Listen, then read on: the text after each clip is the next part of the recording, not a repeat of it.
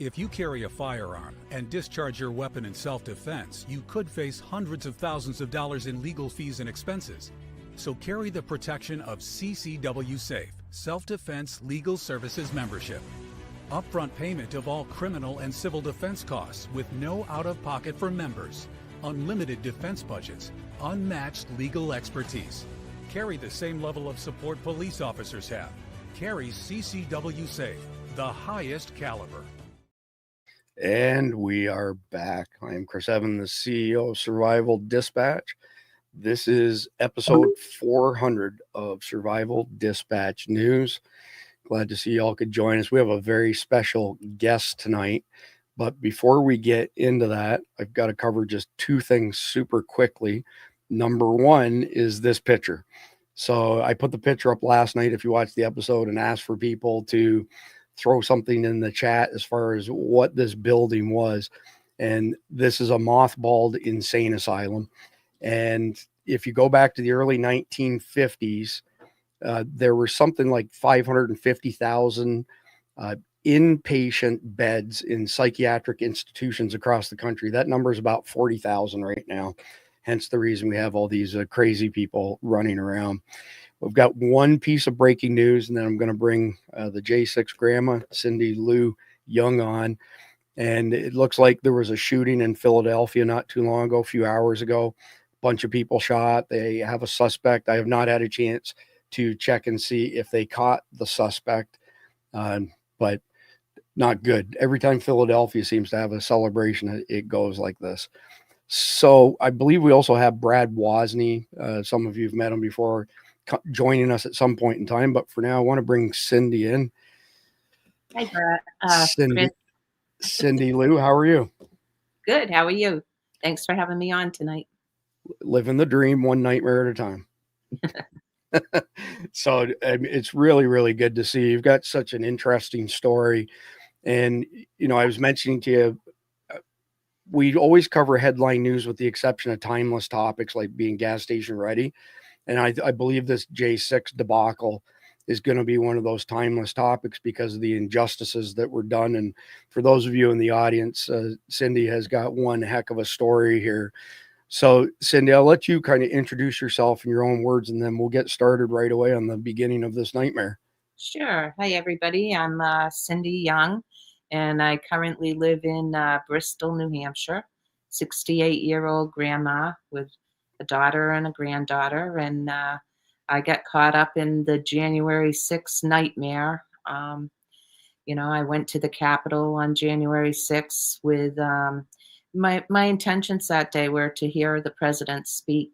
I had no intentions of storming the Capitol or taking over the government or anything like that. I wanted to make my voice heard. I have a voice and I say things that I feel. One of my friends likes to say, you might not like what Cindy has to say, but you can always count on you're going to hear it. That's funny. And as I mentioned prior to going live here, you know, all of the J6ers that I personally met have got tremendous integrity and they didn't roll over, and you especially did not roll over. And I'm telling you right now, for those of you in the audience, if you're not familiar with Cindy's story, she's a true inspiration in standing up. She wouldn't cave to the pressure. And I suspect that if she had a caved, that the judge would have gone much easier on her, but she's got tremendous amount of integrity. So I've lined things up in a chronological order. So we're going to start at January 6th, 2021 and go through a whole bunch of stuff. We've got some court records, we got pictures, we got videos. Mm-hmm. So Cindy, the first one I want to bring up was the one that is, well, we have two of them from this gentleman here, Jaden X. Jaden X. So you appear in this video partway through it.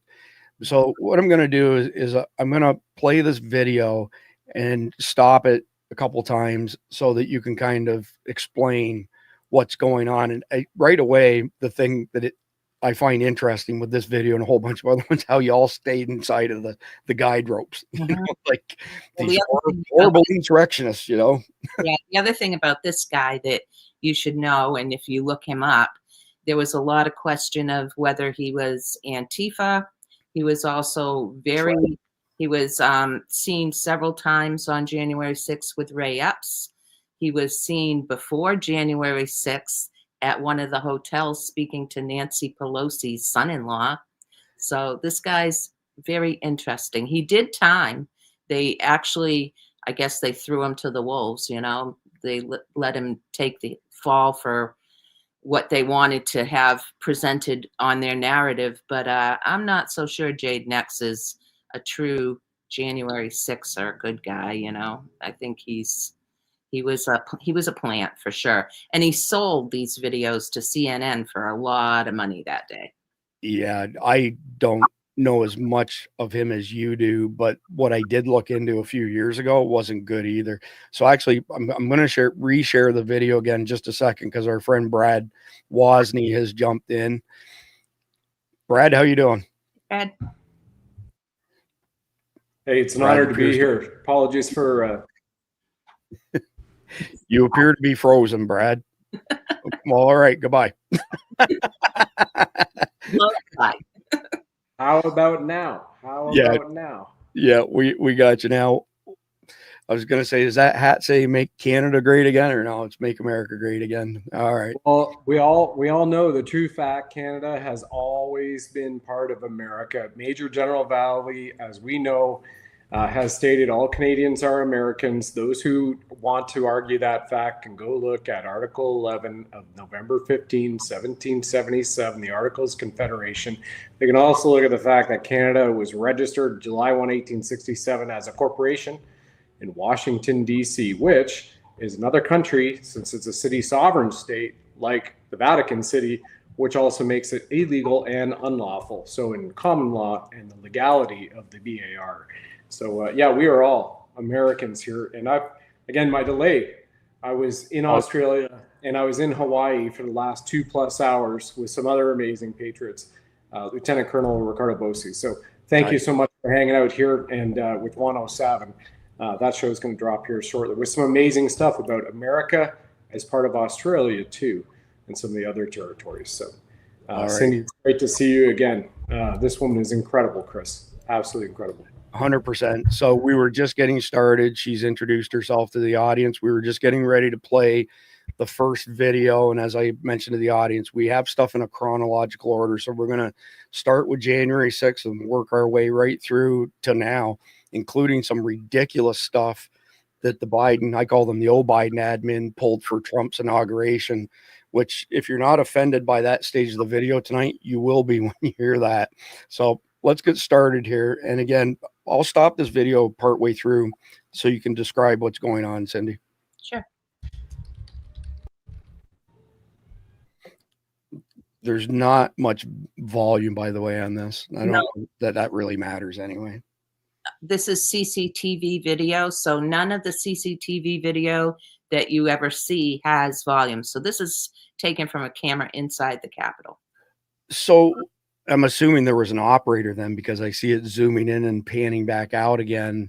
They were in the control room and they were getting the shots that they wanted. Okay. Yogananda Pittman. I was going to say, look at one of those horrible insurrectionists just went outside of the guideline there. You're not supposed to do that. They didn't get the memo.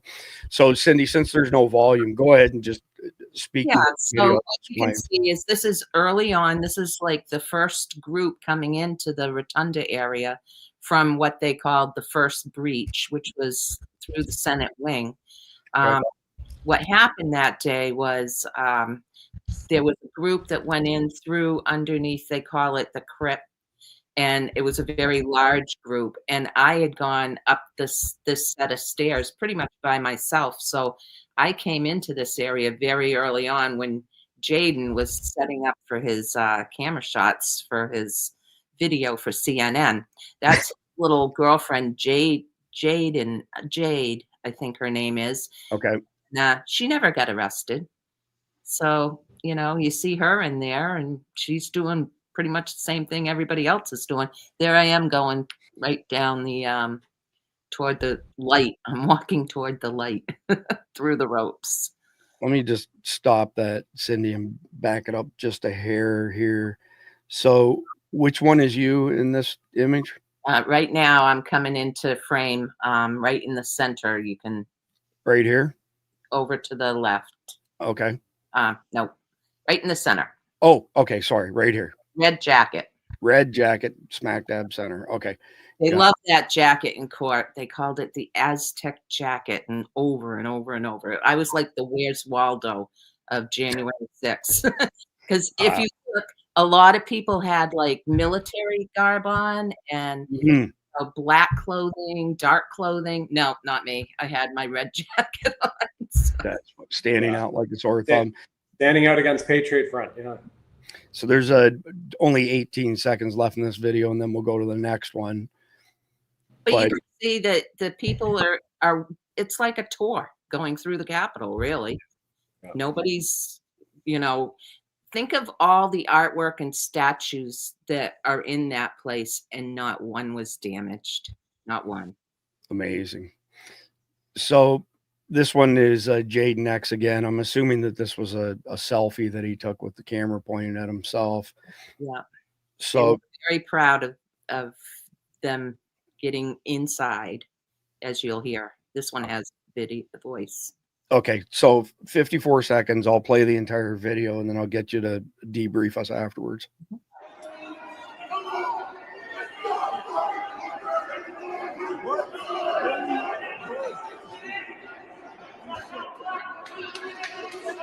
I'm stuck at this. What is this painting? I forget what it's called. Do you know? I don't even know, but I know we in this motherfucker. We are, dude. This is fucking real. Tell him we in here. Budget done in the building. Dang shit, bro. This is Jaden X here, though, correct? That's Jaden X. His buddy definitely probably Antifa. Okay. And I don't know to this day if he's done any time. Gotcha. Yeah, big gang shit. Damn. Big gang shit. Damn, I John love that fancy shit. They were about light. They were about that shit. Oh, yeah. I cannot believe this shit. Make sure you follow me on Instagram, too. Likewise, bro. What's your Instagram? Budget done. DUGGIETHEON, all one word. All class. X. Look for me. Jaden X. No. Oh, I already seen my music. About this night, bro. That's right. Hell yeah. Dude, this is surreal. Look up top. Like, that's just like. All right, so that's the end of that one. I mean, just like every other J6 we've seen, probably with the exception of Michael Bird, it's all pretty peaceful. Yeah. Until we got to the area where Ashley was shot. And I pretty much moved through the building in line with him, and he captured a lot of the video of Ashley's shooting. Yeah. And I was in that area myself. That they held a lot of that against me at trial. In what regard was it considered, Well, if you read and listen to the stuff they said, I mean, I was responsible for her getting shot because of me being in that area. And I didn't decide to leave that area until I saw her get shot, which is a total lie. But what they do, and you saw with Chris Quaglin, is they'll show just the clips that they want, and then they build their story around it. So connect the dots here for me. There was a crowd around Ashley. I mean, shoulder to shoulder. You were not in that little area where she was. I was in the back, like near the door. And what happened was I got to that point in the building. I saw the commotion going on. I saw actually Zach Lam. He was taking a helmet and beating the glass with a helmet. And that was when I said, I'm out of here. This is not what I want to be involved in. I don't want to be around it. And I actually went to a Capitol police officer. It's on video. Went up to him and said, how do I get out of this building? He points me one way, then he redirects me and points me down these stairs. Ashley hadn't been shot, but this was like within seconds, I think, of her being shot. So I go down the stairs. I get into this area that's called the Hall of Columns. Nobody's in that hall except for one Capitol policewoman all dressed in white. So I go to her and I say, I want to get out of here. Can you just point me in the right direction? So she points down the hallway and I look. So the hallway goes this way. Then there's a hall that intersects, and then there's a further hall.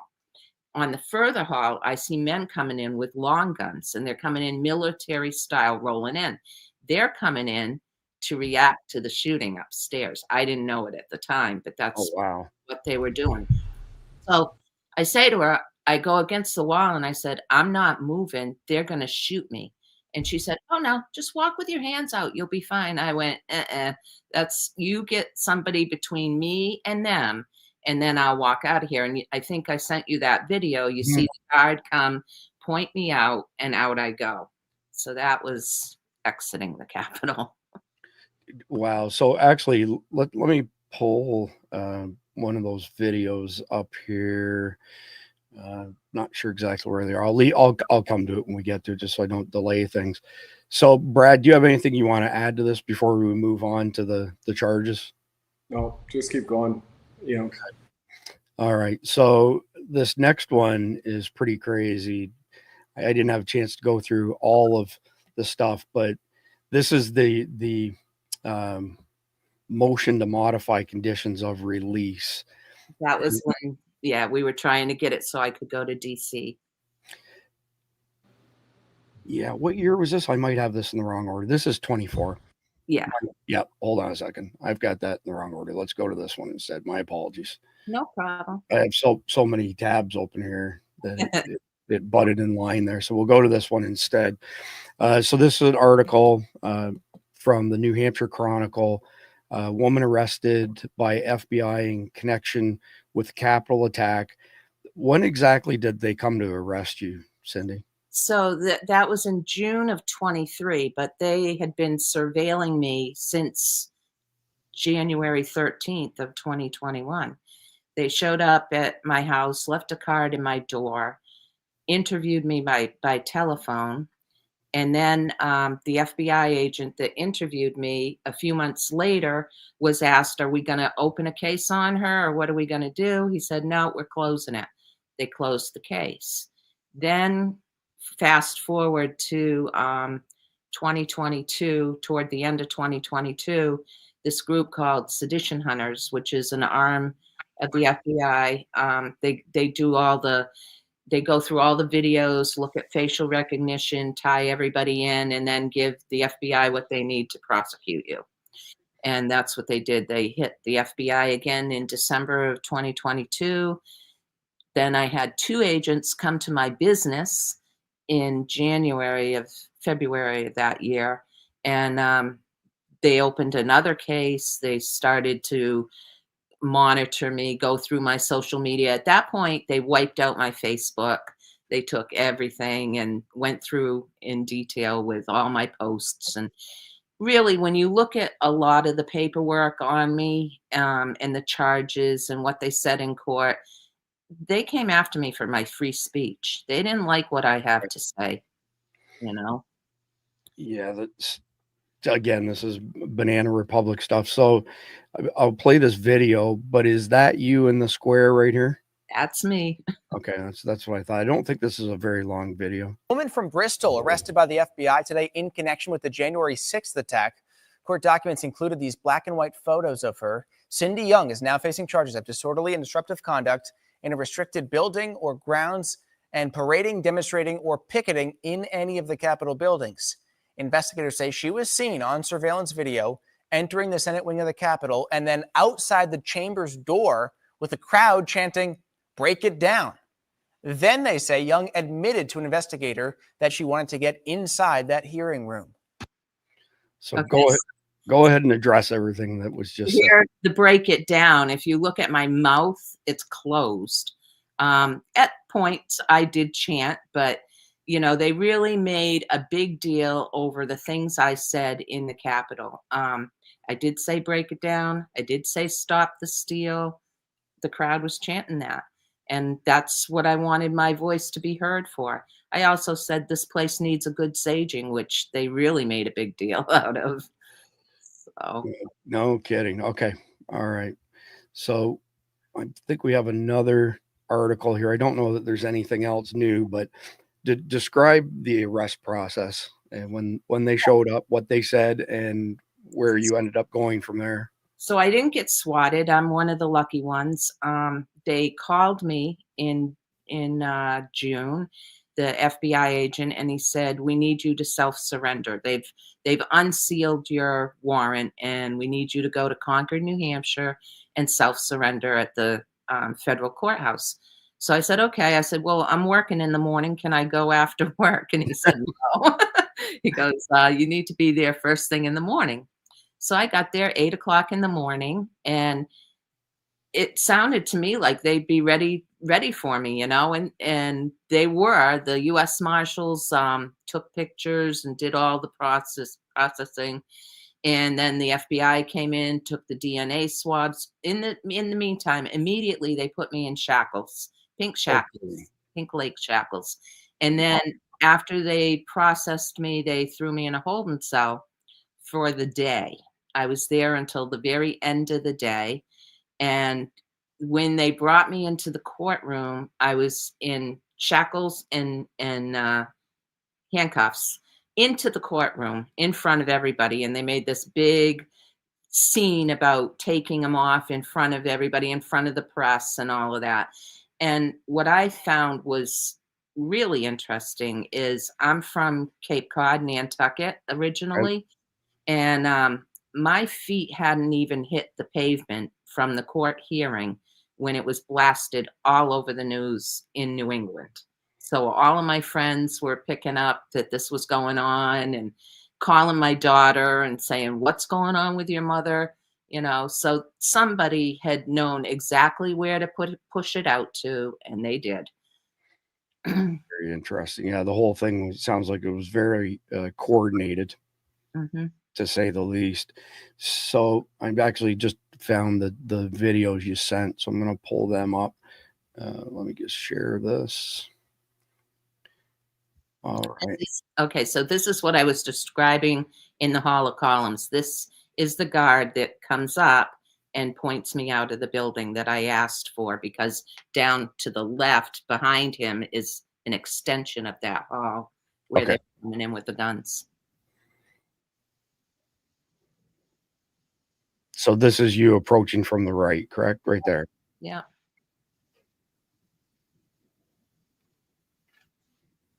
Interesting guy coming out, talking to him in the tan pants too. Yeah. I would say he's probably an FBI agent. Yeah, he looks like he'd fit the bill for that for sure. And then there's let me just turn the volume down on this a little bit. Describe to me, which one is this, Cindy? Is this when you were in the rotunda? No, this is when I was in the Hall of Columns exiting the building. Okay. So you ended up coming into another crowd of people as you were leaving. Okay. I was by myself when I got out of there. There was really nobody around with me. I just came, asked for the guard to get between me and the guys with the guns, and out I went. So this guy is basically telling everybody that they're going to let you into another section, correct? Maybe I'm not seeing the same video. I'm seeing the one of me. Hold on a second. Yeah. There. Okay. Yeah. My apologies. All right. So this is at the hearing room. This is inside the Capitol, like you said. And this is where the Capitol Police are speaking to this man on the microphone, and they're saying, "Tell the crowd to be quiet and we'll let them in." Wow. Yeah. You are willing to work with us and cooperate peacefully, like our First Amendment allows. Gather more Americans under the condition that they will come and gather peacefully to discuss what needs to be done to save our country.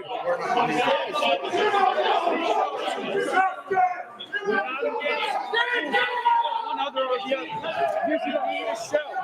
You understand? To show us no attacking, no assault, remain calm. We're not going to assault. We're going to be heard. Everybody, this must be peaceful. This has to be peaceful. We have the right to peacefully assemble. So I had not seen this until you sent it to me. Yep. What happened after this? Did they basically set everybody up here? It never got peaceful, and they came and they gassed the group. That a bunch of Capitol Police came and gassed everybody, And then people moved through what they call the police line and moved into another to get away from the gas, basically, to go in another direction. Yeah, it was a setup.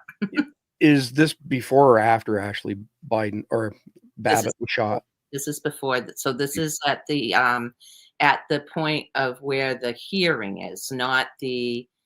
Well, so you have the doors to the hearing room, and then you go down another hallway, and then there's another access to that point. So. Okay. All right. So let's bring up the next one here, which is the statement of facts. And it's a long document. Obviously, I'm not going to read the whole thing, but if memory serves me right, no, this is not the one that states retribution. So give us the highlights of this document, Cindy. I'll go right back to the beginning and we'll just kind of focus on some of this is what you're arrested for though, right? No more bullshit. Yep. They didn't like that flag. So I did this. This was before we left for DC. This was actually in Waltham, Mass. Epic Times was they were videoing, and I got in front of him, and I told him, he asked me why I wanted to go to DC, and I said, because I think our country is at a crossroads. And I do. I think we're still at a crossroads. Agreed. Yeah, but they made a big deal of this flag saying no more bullshit. Yes, they did. It all in capitals, as a matter of fact. Yeah. Yeah, and it's not just in this statement of fact. When you were in the court, they made a big deal out of it as well. It seems to me like this was one of just a handful of little things that they blew way out of proportion to try and justify taking action against you. So tell us a little bit about the next two. So this was an interview you did. Was that in DC or was that before you left? That's the same interview. That's just another clip of the same interview. And then the next picture is when I first got to the Capitol grounds. I got up on a wall, and you can see me standing on the wall there. And one of the reasons I got up on that wall was because I like to have a good vantage point of seeing things, and that seemed to be a great place to go. So I went up on the wall, and what happened was once I got up on that wall, they started shooting us with rubber bullets, with gas, and it got very intense. And the wall, people kept getting up on that wall, and it got very crowded and full of people. And there was a man standing there with me, and I looked, and I could see a Capitol Police with this gun that looked like a football. And I could look in her eyes, and she was looking in my eyes, and I knew she was going to shoot that thing at me. So I said to the guy, she's going to shoot me. And he goes, get behind me. So I did. And then he turns around and he says, are you afraid? Do you want to get down? And I said, yeah. So I got down off the wall. And at that point, they had riled that crowd up to the point of fury. People were just, going in massive droves up to the Capitol, up to the upper level. And I just went in with that crowd. And that's when I went in, and the doors were open, and in I went. And from there, it's all history. All right. So moving on down to the next one. Here's another one of you in the Aztec jacket. Just out of curiosity, why did they call it the Aztec jacket? Just because of the pattern. They had to name it something, I guess, and that's what they named it. Okay, gotcha. That was when I got down off the wall. Now this one, I'm not going to talk about names at this point, but this is taken from video cam on an officer's camera. Okay. Body cam. Yeah, body cam. There was an officer, Capitol Police officer, dressed as a Trump supporter, that was telling people to go in the building. And that's under seal. No kidding. Yep. It sounds like there was more than one Ray Epps there then. Many more. Yeah. All right. So next one here. That's me coming through the door at the Senate wing with the crowd. I didn't go through any broken windows, although they made it sound like, You know, I heard alarms blaring and saw glass all around me, and they just add all kinds of detail that infuriates the jurors. That's the name of the game. So that was in the rotunda. Again, that is in the area of Ashley Babbitt. So those doors, see the doors back there? Yeah, right That's here. where Ashley got shot. Oh, wow. It's crazy to see this stuff from different angles.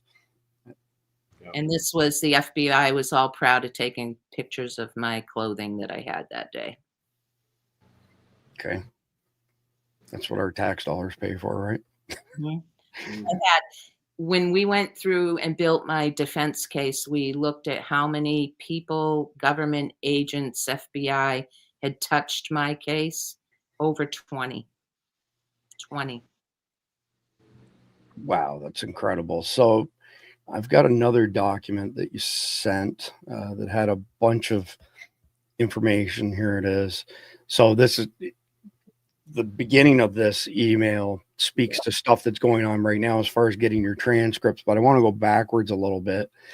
Describe this section here when jury selection was underway and there was a black queer lady who said she hated Trump basically, but she would put it aside. Was she the same juror who served on another J6? Oh no, that was another one. Okay. Yeah. Go ahead and explain. Believe me, I could go through several more that are just as ridiculous, but these two really stood out. The first one was the black queer lady that my attorney asked her, well, you know, if you had a choice between somebody coming to your support group that had a MAGA hat on or somebody that didn't have a MAGA hat on, what would you think? And she was like, well, the MAGA hat wouldn't have a good time at my support group. And that was when she said that she runs this support group for queer black women or whatever. And so my attorney immediately wanted to strike her for cause because of being biased. But what they did was they set up the questions, which is called the voir dire. And the very last question they asked the jurors is, can you put all this aside? No matter what you think, no matter what, can you be unbiased and put everything aside? That's the catch-all. So if they say yes to that, they're golden.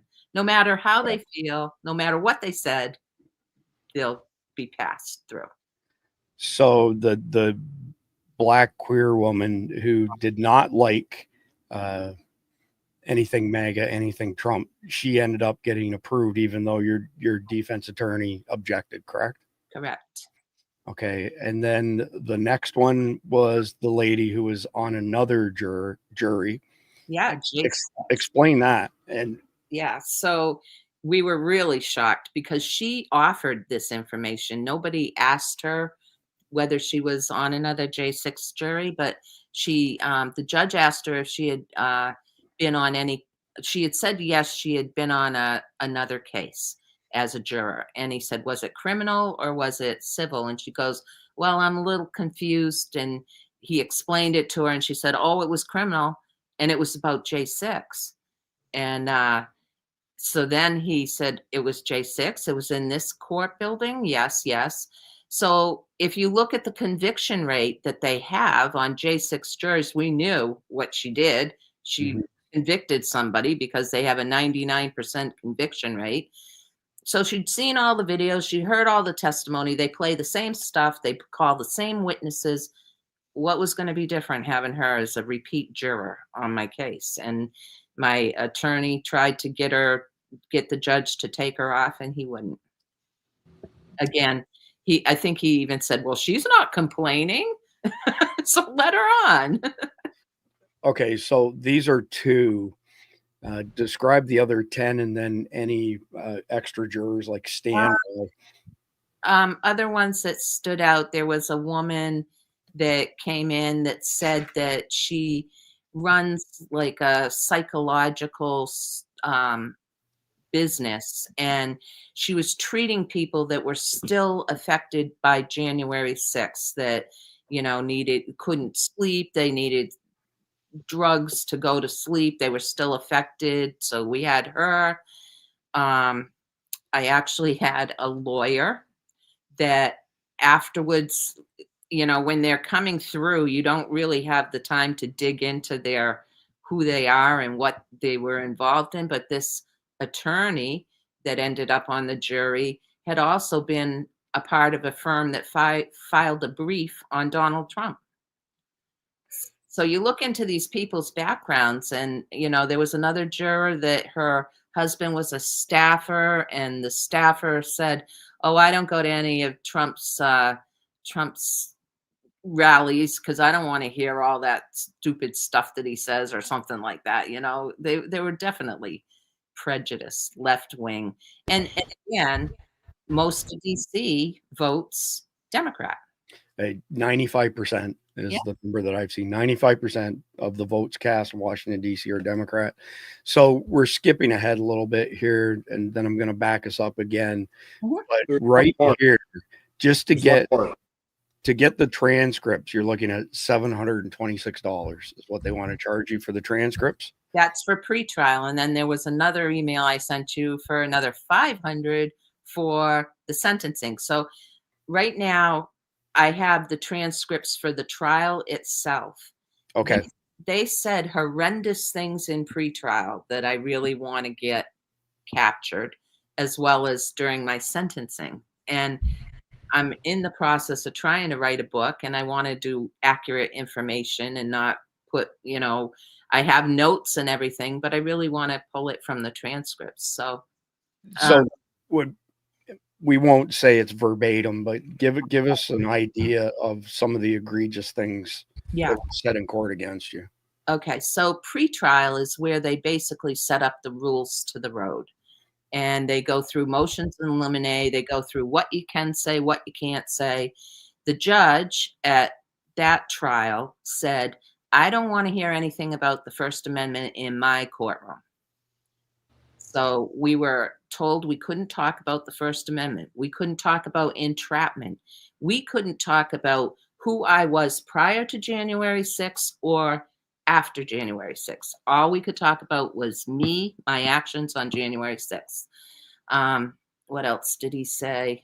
At one point, he looked at the prosecution. They had said something about a motion in limine, and he said, "Well, we'll prove that in court." And that sounded to me like he was on their team, not my team.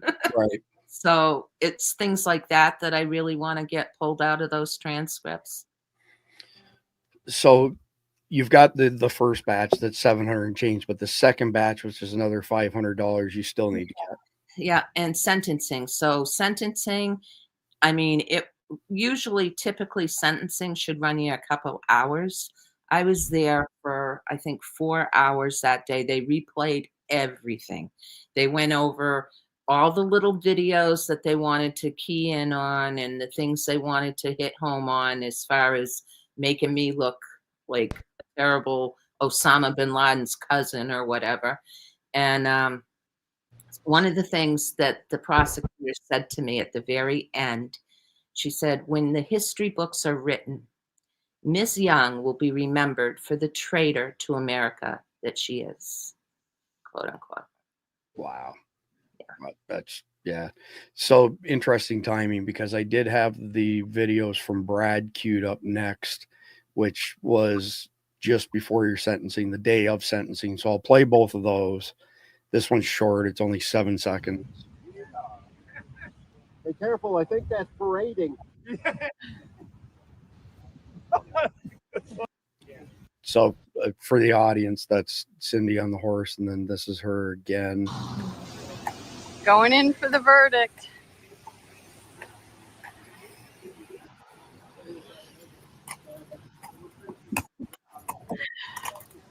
Yeah, I also had a Catholic priest on my jury too.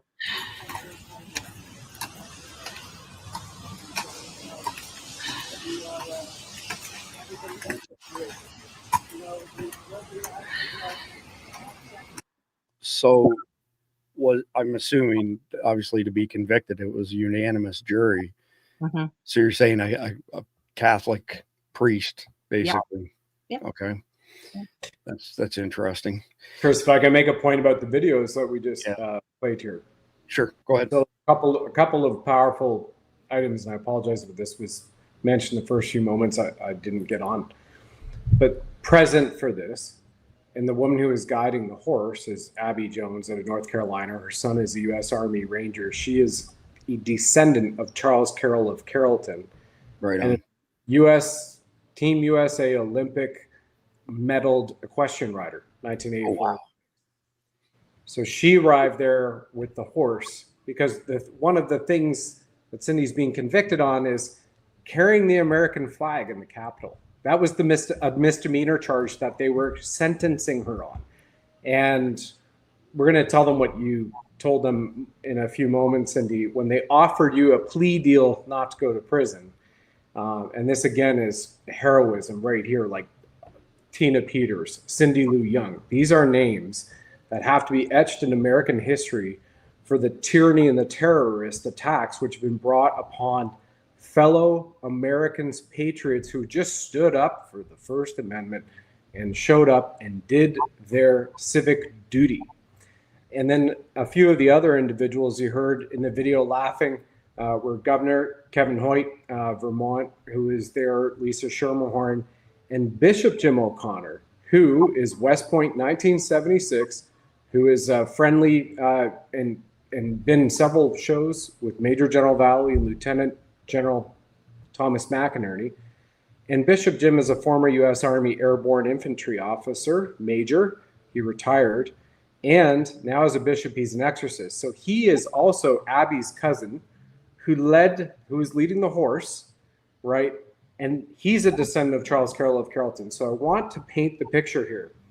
Two descendants of one of our forefathers is there at the Capitol in support of this woman, a single grandmother who had been terrorized for years for simply showing up there and saying things like, this place needs a good smudging.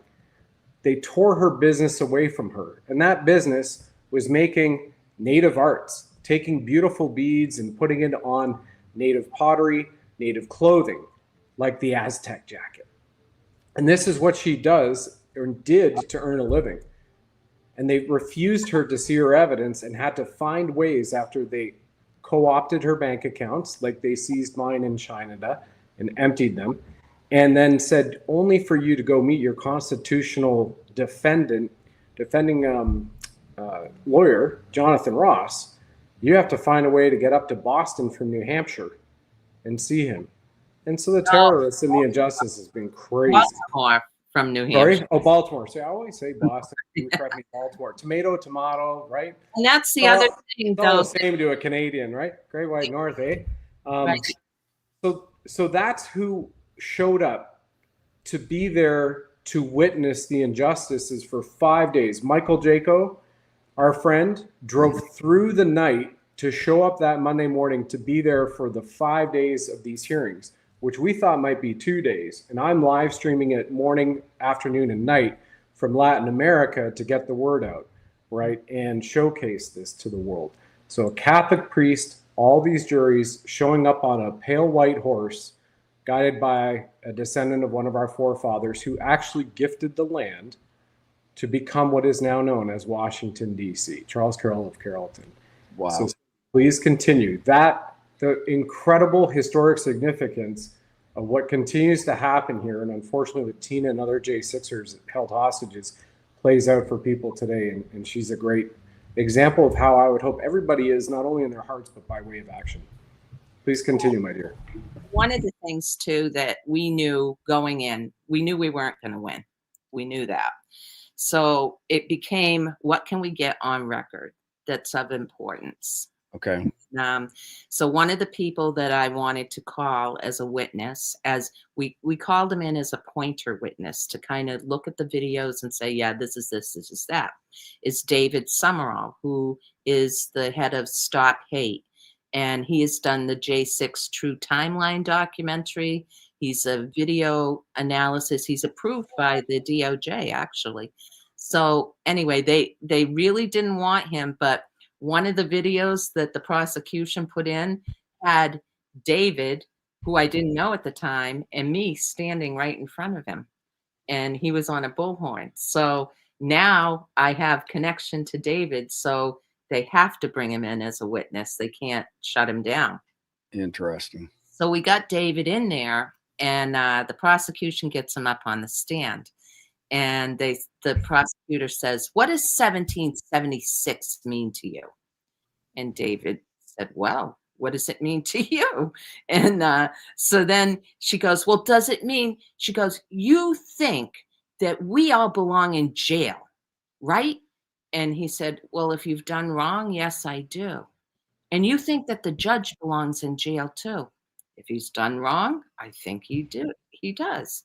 "And you said that this was like the Tiananmen Square of the protests, and that, you know, if it could happen again and it could be worse." And he said, "That would be terrible." So they didn't like his testimony at all. But then she gets so nervous, she plays this one video that's very well known of the police line in front of the Western Tunnel. And there's this officer by the name of Tao who was out of control that day. So they show Tao. She shows the whole video, and she's trying to say that the line collapsed because the crowd pushed through.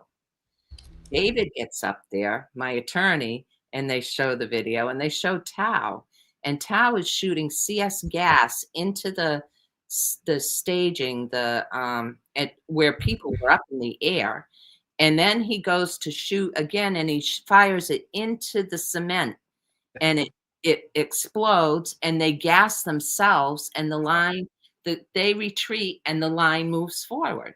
So that's why the line moved forward, not from the crowd. It was from them gassing themselves. We got it all on record. And that was probably the proudest part of my trial that I'll remember. That's awesome. So I'm going to bring up another court record here because I did a search through it, and I'll have you describe the whole document. But I want to go to this point right here, in that twice the word retribution appears in here. I just read it so that the audience can, because it's a bit of an eye test for them. But the risk Young presents to those in D.C. did not end with her exit from the building, as outlined in the government sentencing memorandum over the pendency of her trial. Pendency? Not familiar with that word. Young has continuously endorsed calls for retribution against those involved in January 6 prosecutions, specifically jurors, judges, and law enforcement, all whom help make up the DC community. Then comes up in the next paragraph. Beyond seeking retribution, Young has also mocked officer victims. See ECF 98 at 18, blah, blah, blah. Many of these officers will once again be tasked in protecting the Capitol and Constitution on January 20th, 25. As such, her presence at an event staffed by law enforcement would not only present a danger, but would cause further victimization for the officers who Young has publicly mocked. And there's a couple of articles on this as well that I'll just pull up really quickly. So Biden's DOJ blocks MAGA grandmother from attending Trump's inauguration after she walked inside the U.S. Capitol with a USA flag on January 6th, says it would be traumatizing to Capitol police. And then there's one more here, I believe, that speaks to that. Let me see here. There it is. DOJ urges judge to deny January 6 defendants' request to attend Trump inauguration. Cindy Young was convicted of 4 misdemeanor charges earlier this year, blah, blah, blah, because it would traumatize the Capitol police. So let's go back to this document. I won't go through the whole thing. Explain the gist of this document that was prepared for the courts to not allow you to go to President Trump's inauguration this year, and then address the, I can't come up with any word other than hyperbole, saying that you would traumatize the cops. Yeah. So again, what they were doing was they were tying me to David Summerall with his testimony, which they were very stirred up about, let's say. Okay. And also they had gone through my Facebook posts and podcast comments and things of that nature. And, I've never backed down from saying what I think happened that day. I think it was a setup.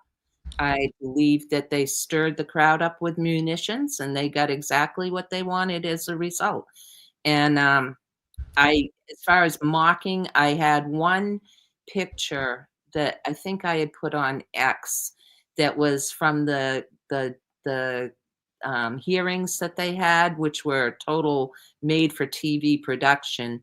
And they had the one Capitol Police crying in his testimony. Yeah. And I think I had that picture on my X that was mocking them.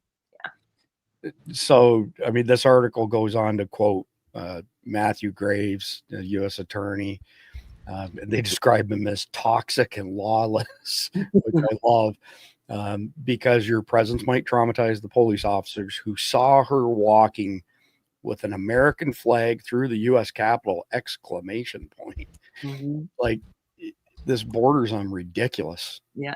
So when I got approved, the judge finally, the prosecution balked at it and my attorney stuck with it. And I think he filed another response to their motion. And the judge actually allowed me to go to DC for the inauguration. And when I got there, I went up to the Capitol Police. I had gone to Freedom Corner, which is where a crowd stands every night outside the DC Gulag.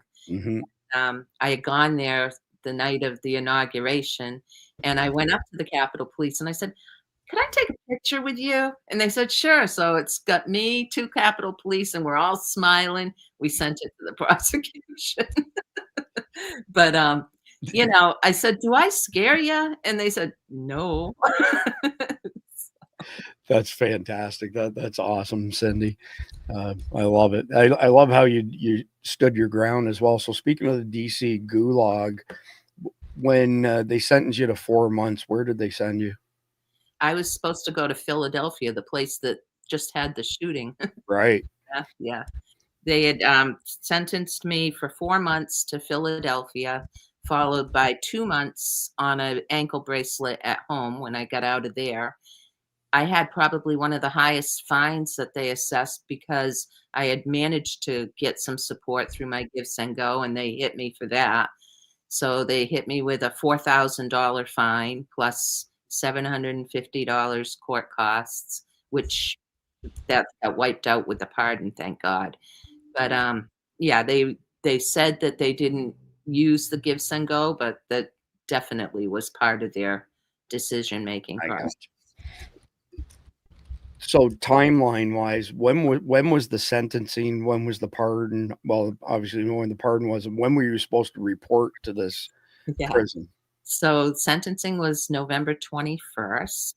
And in December, I got my designation that they called me and they said, "We have your place that you need to go, and it's going to be Philadelphia, and you have to report no later than 2 p.m. on January 28th. And I was like, 28th? And she said, "Yeah." And I said, "Okay." Because I knew what was coming down the pike. I was like, all right, this is good. And so anyway, I get home I went for the inauguration, get home, coming home, thinking I've got a pardon. Yay, yay, yay, right? 2 days later, the probation officer calls me that I have here in New Hampshire, and she goes, "We have no evidence that you've been pardoned. There's nothing on the docket yet. We have no paperwork. So we're proceeding with the transfer to Philadelphia." And I was like, "What?" So I called my attorney and I said, they're still talking Philadelphia. So he put in a motion to vacate. The motion went to the judge. The judge comes back and says, "Oh, I don't know if I have the authority to do that." So in the meantime, I've got people working it up the line. David Summerall, Suzanne Monk. I mean, they're pushing it. It went all the way up to JD Vance. And the new guy, there's a new guy that replaced Graves, Ed, I can't think of his last name, but anyway, he told the judge, yeah, you do have the authority and you better get it done. And then the judge finally did the vacate order. So, and Okay. so I got my pardon. It was signed the 27th, and I was supposed to report to Philadelphia on the 28th. Wow, skin of your teeth. So I'm assuming that you've stayed in touch with other J6ers, because every other one I've met has. And I have no question that this went down this way, but I'd like to hear your perspective on it. There were news reports that after the election, after November 5th, that the DOJ was working furiously to get as many J6ers through court and sentenced and potentially incarcerated before Trump was sworn in. And I'm just wondering if you have any insight on that. Did you know anybody who was subject to that? Is that what actually happened amongst the J6ers you stay in touch with? Yeah, there were several that actually were reporting. Jaleese Middleton, she reported in December, knowing, and Hank, I forget his last name. He's from Montana. Another one that went in December, and we all knew that the pardon was coming. Even their attorney said, "Hey, can't we hold this off until after the 20th and see how things go?" No, they weren't having it. They were just, pedal to the metal and putting in as many people as they can. And now we still got 6 people. I think you have Daniel Ball listed in he's out now. So we got 6. And what they're doing is, again, it's the games that they play. They're resorting to state charges. So if they went and they swatted somebody and they found a gun in their house or whatever, now they're coming back around and they're looking at a state charge for the SWAT, whatever they uncovered, and holding them on a state level, which is Trump's pardon doesn't touch. So that's what's going on right now. Okay, so I'm just going to put in the chat, and I'm going to bring it up in a second here, the link for your Give, Send, Go, because they've obviously done tremendous economic damage to you and others. But let me pull up just an article here. I'm not going to go through the whole article, but the sentiment, both you and Brad are welcome to speak to it. Grandma's J6 case highlights justice double standard. And it starts out by saying, have you ever wondered what our jails and prisons would look like if the Black Lives Matter rioters of 2020 had been given the January 6th treatment? Well, it's hard to envision such a parallel universe. We don't have enough jail cells to house the tens of thousands, if not hundreds of thousands of individuals who would be languishing in prison for years based on the January 6th standard of justice. Also, the judges in DC Federal Circuit Court have no standard of justice, nor do they appear to possess a conscience. We cannot allow these corrupt judges to hide their blatant perversion of justice forever. And then it goes on to show this heinous crime that you committed, holding up looks like a 2 foot by 1.5 foot Trump flag that says no more bullshit. Right. So I'm not laughing at a serious situation, but when you brought up the riots that occurred prior to January 6th, the Summer of Love, and my attorney was amazing, and he really put through a lot of objections and motions, and he talked about the comparison between me and a BLMer that they didn't charge. This one guy, he burned down a guy's business. The guy died inside, and they argued that the prosecution said that it was his right to, it was his freedom of speech. Yet, wait a minute, comparatively. And so my attorney was really brilliant at pulling that stuff up and putting it out in front of him, and the judge ignored all of it, which they do. Highly, highly partisan for sure. No question. I know, Brad, do you want to chime in on the partisan angle to this? Well, Have you mentioned who Jonathan is as we chime in on the partisan angle to this? Giving a little bit of story of Jonathan. I think that would be relevant before we continue forward, Chris. So Cindy, Yeah, go ahead. You share a little bit with Jonathan. Rabbi. And the way I got Jonathan, at first I had two public defenders in the beginning, and they were just ready to send me down the river. In fact, they wanted me to take the first plea deal. And when I said no, they said, oh, well, you'll probably get the 1512 charge, which carries 20 years. And you're looking at 20 years. And then they might add another one that's another 20 years. And I'm like, great, I'll die in jail, you know? But so at that point in time, I was pressing them. I wanted change of venue. I wanted to get rid of, I had Chutkin, who was the worst judge. Yes. I wanted to get rid of her because she was biased. I showed a bunch of stuff where she was biased, and they wouldn't even have it. They said that was a frivolous motion, and they were not going to make those type of motions. So they ended up, when I said I wanted Summerall as a witness, and I was pushing back on them, they said, no, you don't get to pick who your witnesses are, Cindy. These are my defense attorneys. So finally, we were like head to head. They withdrew. So I go to an event that Marjorie Taylor Greene is at in New Hampshire.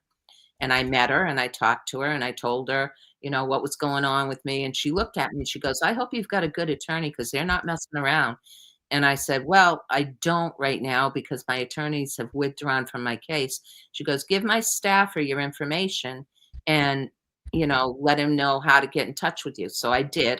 His name was Nick. I gave him my information and I figured I wouldn't hear anything. You know, I didn't put much weight on it. 2 days later, I get the call from Jonathan Gross, who's the Jewish rabbi attorney that knows Marjorie Taylor Greene. And he said, I'm calling you at the request of Marjorie Taylor Greene. I want to represent you. And Wow. That was a God moment for me because that man has held me together through all of this, you know, and he was up front with me. He goes, Cindy, we're not going to win, but we'll make him bleed on the way down. And I was like, yeah, I like this guy. So Brad, go ahead and throw your stuff in there. I also want to hear about the go shit in a hat thing. That's definitely for Cindy.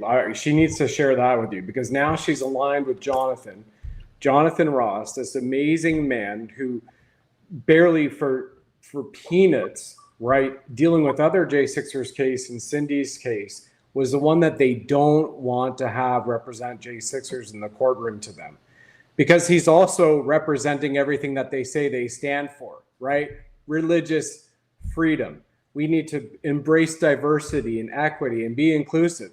And you have a Jewish rabbi as a constitutional lawyer representing and defending, nearly out of his own pocket in most cases, J6ers, patriots, for these frigging misdemeanors, which is the way that they were getting them, saying you're in Washington, D.C., which since it's not a part of America, it has its own city sovereign state bylaws, and you violated this bylaw, and this bylaw. That's what everybody has been getting caught on. The way they have set up their system is designed to suck your soul, time, energy, and money, right? The deep state cabal system brought upon everybody around the world. Nobody has escaped it. All right. So this is the setup for the go shit in the hat story and Cindy getting together with Jonathan. So please. Before we address that, I got to address one thing here from this idiot, Maxwell Mortimer Montour.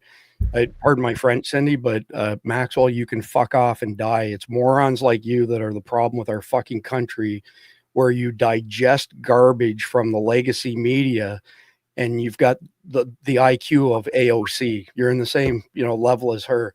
So you scumbag, anti-American pricks like you lost. We won. Get over it. You're a fucking traitor to our country and you're done. So bot check. Hi, Maxwell. Yeah. Give me a second here. Poof, gone. He's done. Not even his real picture. It's an AI. No, he's gone. I just booted him from the channel. Pardon my language, but I'm not going to stand for that crap. Send it. Come on. I was just hanging out with Wano Savin and Ricardo Bosi in Australia again. We were doing our show, so you don't have to worry about keeping it tame. Yeah. It's Well, necessary. I'm not going to stand for that crap. We had to deal with it for 4 years of lies, and we're not listening to it anymore. That's it. So sorry. Go ahead. Shit in the hat. That's great. Yeah. So right before my sentencing, they came with another plea deal. And the prosecution says this. They say, tell her that if she pleads straight up, which means guilty to all four because of our overwhelming evidence that we have against her, she should stop wasting the taxpayers' dollars and just plead straight up, and we won't pursue jail time. And I was like, okay, they can say they won't pursue jail time, but that doesn't mean the judge won't pursue jail time. Right. So I said, they can go shit in a hat, is what I said to Jonathan. He goes, I knew you would say that. And it's on the record. It's wow. The great thing is this is on the record. Go shit in a hat. It's on the record. She wouldn't take the plea deal because she said, go shit in a hat, Your Honor, type of thing. Like, well, I mean, that's what we're talking about here. Yeah. Amazing. Smart. So let's move to the next piece here. So you were on Newsmax not too long ago, a month ago or so. Yeah. And I can play the video if you want, or you can describe it in your own words. It's your call. Yeah, that was actually the night of the pardons that I was doing. Oh, no, that wasn't. That was January 6th. We had just done a rally here in Concord to remember everybody that were killed that day of January 6th. And they weren't police officers. They were Trump supporters. And we did a memorial service for everybody. And the ones listed, all the ones that were in jail still. So I was on for a few minutes and they were just asking me, have you lost a lot? Of course I have. I've lost friends. I've lost family. I've lost my business. I almost lost my home, and lost my reputation too, but slowly I'll be getting it back. Touch on the friends and family. I mean, these were people who've had their brains turned to shit by legacy media. Well, I mean, Nantucket Island is where Joe Biden has a house and goes every Thanksgiving. And those were the people I grew up with. Okay. People I went to school with, people that have known me longer than anybody on earth, really. And they just shunned me, It was like, I'll never speak to her again. I can't believe that she did this. She's a domestic terrorist. I can't be a friend with her. Blah, blah, blah. So, I mean, this domestic terrorist stuff, of course, started, with Brennan and Obama, the guys who were running the show the past 4 years. But then it was, made FBI doctrine. And we have some friends who train all levels of law enforcement. And one of them just decided that they're no longer going to train the feds because every time he goes and trains them, they make some ridiculous claim against him, like he used a word that offended them or it hurt their feelings, and he wasn't diverse enough and he didn't include people and so on and so forth. And his name's Keith Graves from Christian Warrior Training. And Keith said it's at the point now that anytime that these FBI agents are included in any type of training event, they're ostracized by everybody else because not one of them has any policing experience. They come out of college, university with a degree, and they're highly indoctrinated from the post-secondary institutions, and they have no credibility. Like the real cops are like, yeah, there's no problem with domestic white terrorism. This whole thing has been made up. It's a bullshit narrative. Hopefully that starts to go away. I'm sorry to hear you lost friends over that. I personally can't believe that anybody in their right mind would believe a word that the Biden admin said, the FBI or any of them. It's so obviously a lie. It depends where they get their news and what they believe. I mean, I work for a very, what you would call a woke company, okay? And they do their digest of CNN, MSNBC. One of the guys came up to me today and he goes, oh, that new guy that's head of the military, he doesn't want to support Ukraine. you know what? Russia went into Ukraine to get all their minerals. And I said, yeah, and their biolabs too. And then I started saying, and what about the money laundering that they were doing? But they don't want to hear it. It's that cognitive dissonance that Yeah. it's either we're a very divided country right now, and it's very clear the division. And it's by design. I mean, everything that they've done to us, black, white, BLM, this, that, gay, not gay, it's all to divide us, because if we ever come together and unite, they know they're in trouble. Yeah, I mean, the division is part of the asymmetric warfare that's been waged against us since World War II by countries like China, Iran, North Korea, Russia, whatever, because they know they can't land on our shores and beat us in a kinetic war. So they have to weaken us in other ways, and they've succeeded at it. We've gone from the top of the educational ladder to the bottom of the educational ladder. China right now has somewhere around 300 times the manufacturing capability for Navy vessels that we have. And the only reason we won the Second World War, besides we had an incredible culture, is industrial capacity. We converted our industrial capacity to a war effort, and we blew everybody away because we had the best planes, the best tanks, the best everything sort of thing, right? We don't have that advantage right now, and it's a serious weakness. And Pete Hegseth's on record several times as saying every recent simulation that's been done of every type of scenario you can imagine of us going to war with China always ends the same way. We lose. Yeah. So not good at all. No. So I'm going to pull up your Give, Send, Go here, and I put a link in the chat. I'll add links to the description as well for this, but it's easy to remember. So it's just givesendgo.com/protecting freedom. Yep. And I'm going to mention this on a fairly regular basis because, as Cindy mentioned, she lost her business. She spent her savings on all, the things that are necessary to defend yourself, and any help that our audience can give you, I would appreciate it. Cindy would appreciate it. I know Brad would as well. But if you all have anything that you can contribute to Cindy, givesendgo.com/ isn't that off? My sometimers kicked in. Protecting freedom. Yeah. May I say something to this, Chris? Thank you. Yeah, absolutely.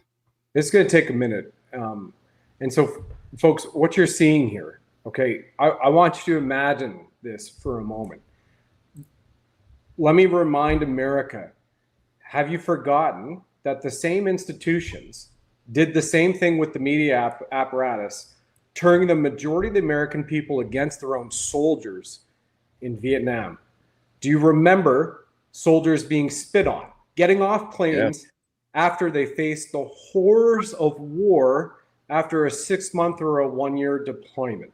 Do you remember how families of service members were isolated or cajoled or even terrorized for their own brothers and sisters because they lived on military bases and their husbands were off, fathers were off, deployed in war? This is no different, but it's even worse because this is a psychological operation, which is a war crime that was launched on members of the civilian population to cause that further dissent and that division and destruction of society. And these fucking snowflakes who are responsible for orchestrating or cluing in or carrying out this act of terrorism, they deserve jail time. And some of them even the death penalty because of those who are murdered or suicided on their watch because of what they did. Those responsible have destroyed lives. They've caused irreparable harm. And again, several have actually murdered those peaceful Americans and tortured every single one of them. Psychological torture, and I want you to all know this, Cindy is an incredibly strong, patriotic, loving woman. We spoke on the phone at Christmas, and because of what's happened to both of us, separate stories, we didn't want to celebrate Christmas. We didn't want to be around people. We don't want to pretend that we're happy. And you fast forward that, still today, she's well put together, brilliant, and compassionate, and full of love and joy, but she's weathering this on her own. So unlike the soldiers returning from war who were spit on by their own Americans getting off a plane, those families who were turned away, at least they had their units to go to. At least they could retreat to their military bases and talk amongst them. Cindy has nobody with exception of a few friends, and I happen to be a continent away. And she's weathering all of this on her own as a single grandmother, working now part-time as a grocery store checkout clerk to try to get by. She's lost her savings. They took her business, and you just heard from all of her friends she grew up with in school, they've cast her out. So she's by herself. She doesn't have that support network, and she's still going at it to get a book out there. She's still going at it, try and figure a way to keep the lights on, keep a roof over her head, and keep going. So I really encourage, and I would hope all those who can, you can put a prayer in there, you share her Give, Send, Go, you take action, you can put $5 on Give, Send, Go. It's a good, patriotic, Christian family-based company out of New Hampshire. Brother and sister started that. They are awake patriots as well, who stood up to the tyrants of the Trudeau regime, Canadian Freedom Convoy. So this is perspective I want to share, Chris, that those who have been J6 hostages, those who are persecuted patriots still locked up in jail, like Tina Peters, you had Connor on the other night, or Daniel Oak and Pastor Artur Pawlowski and Yayoi Takamoto in Canada. They're still weathering this psychological terror and the PTSD from that on their own. So I want you to imagine being like Cindy tomorrow, who has to go to her part-time job. She gets off the show tonight. She can barely go out in public because her entire town pretty much despises her. Some have threatened to spit on her or worse. Loved ones have turned her back. And she's still doing it because she believes in America and she believes in what it stands for. So I'm asking America to stand up for her in this capacity, Chris. I hope that makes sense. No, it absolutely does, for sure. I said to Cindy before you went live and before you joined us that her level of integrity, she didn't buckle, was the thing that impressed me, right? I'm not taking the plea deal. I'm not copying to this. I didn't do anything wrong. And, hats off for that, because if she had taken the other path, it's hard to say how things may have unfolded. They may have been a completely different way, right? And I think they came at me harder because of that too. Yeah. One of the things David had said to me after trial, he was like, they're going to come down on you hard because you didn't cave. And the judge even said when he sentenced me at the very end, he looked right at me and he said, all you had to do was say you were sorry. And I was like, no, not saying it. Sorry. It's not funny, but it's funny. I mean, it's amazing, to be quite frank. It's good to see people stick to their guns. So I'll keep mentioning your Give, Send, Go, Cindy, and hopefully we can get some money sent y'all's way. Okay. And appreciate you coming on tonight. Appreciate you too, Brad. I don't know if either one of you want to hang out for chapter 2 for a bunch of news, but you don't have to. I know you've been on podcast for how many hours straight now?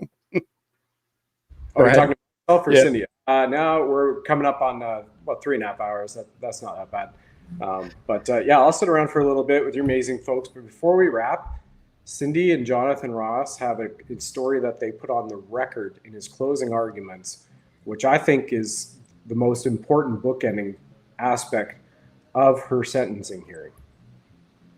Yeah, I'm not remembering exactly what Jonathan did bring up, but he did. You do? Yep. So in his closing arguments, he looked at the jury.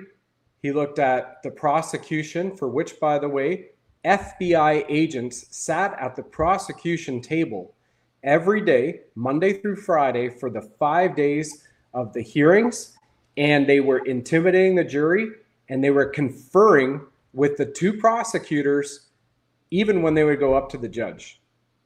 The FBI agents, who are also witnesses that the prosecution had called, were sitting with the prosecutors at their table during the trial.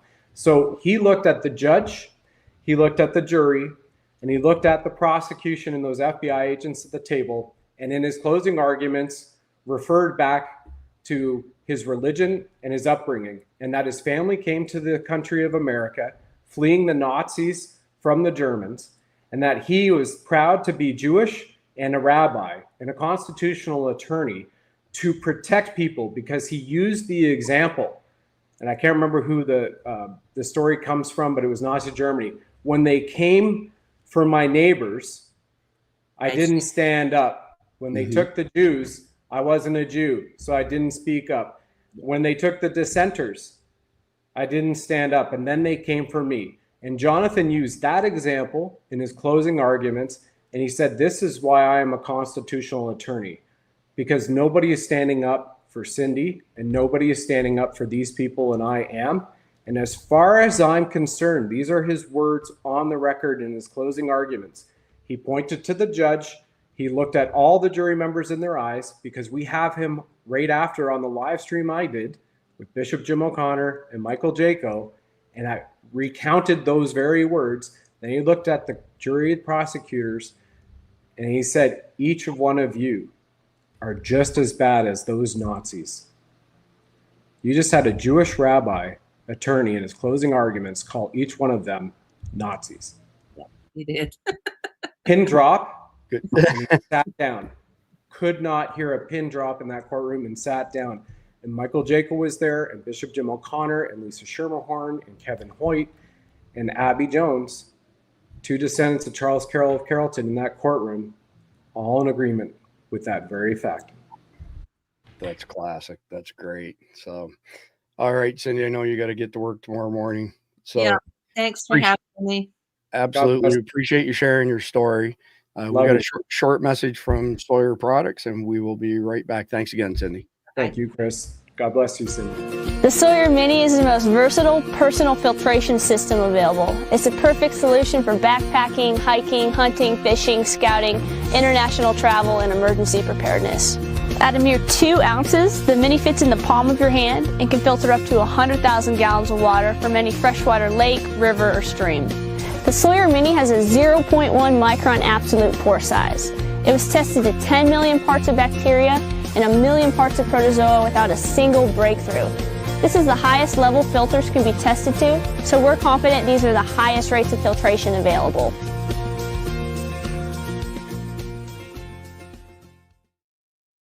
All right, so we're into chapter 2 now, a bunch of headline news. Probably going to skip some of the videos just so we can make up a little bit of time here, but the first one that I've got up is Thomas Massey.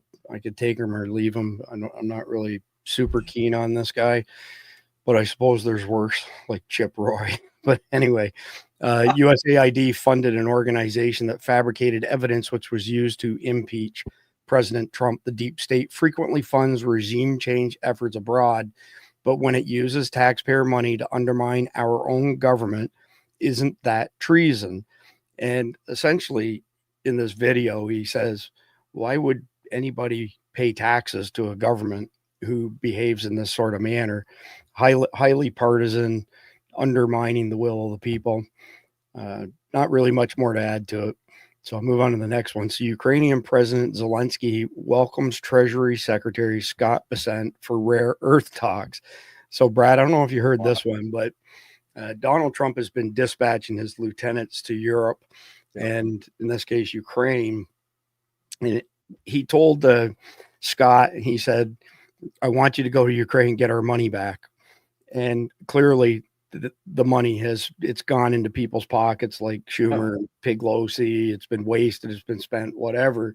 Yeah. So he said, if you can't get the money back, I want their rare earth minerals, so we can make CPUs and those sort of things.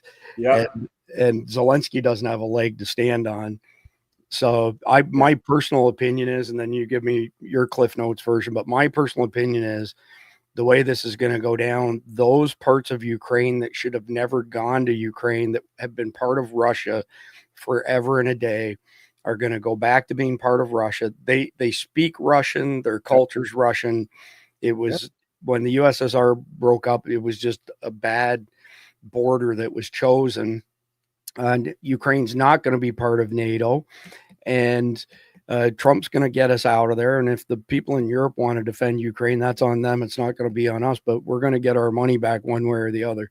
So I don't know what your thoughts are on that, but it's every day Trump does something that makes me laugh and think, man, he's putting so much pressure on so many different people that they're just exasperated now, right?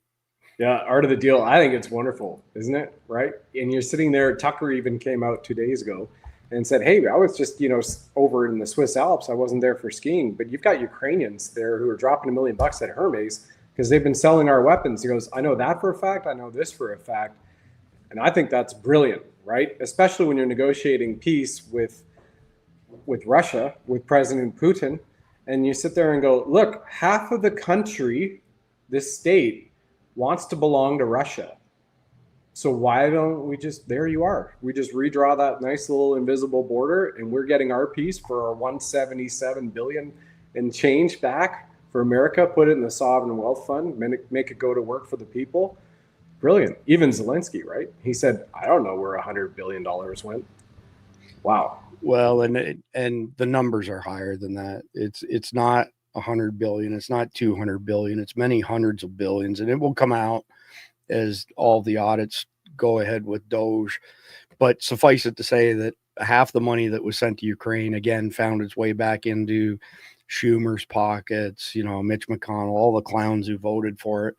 But I mean, the other thing is it's not half of Ukraine. It's small sections that are on the line right now on the border that should have been part of Russia. They've been part of Russia for centuries.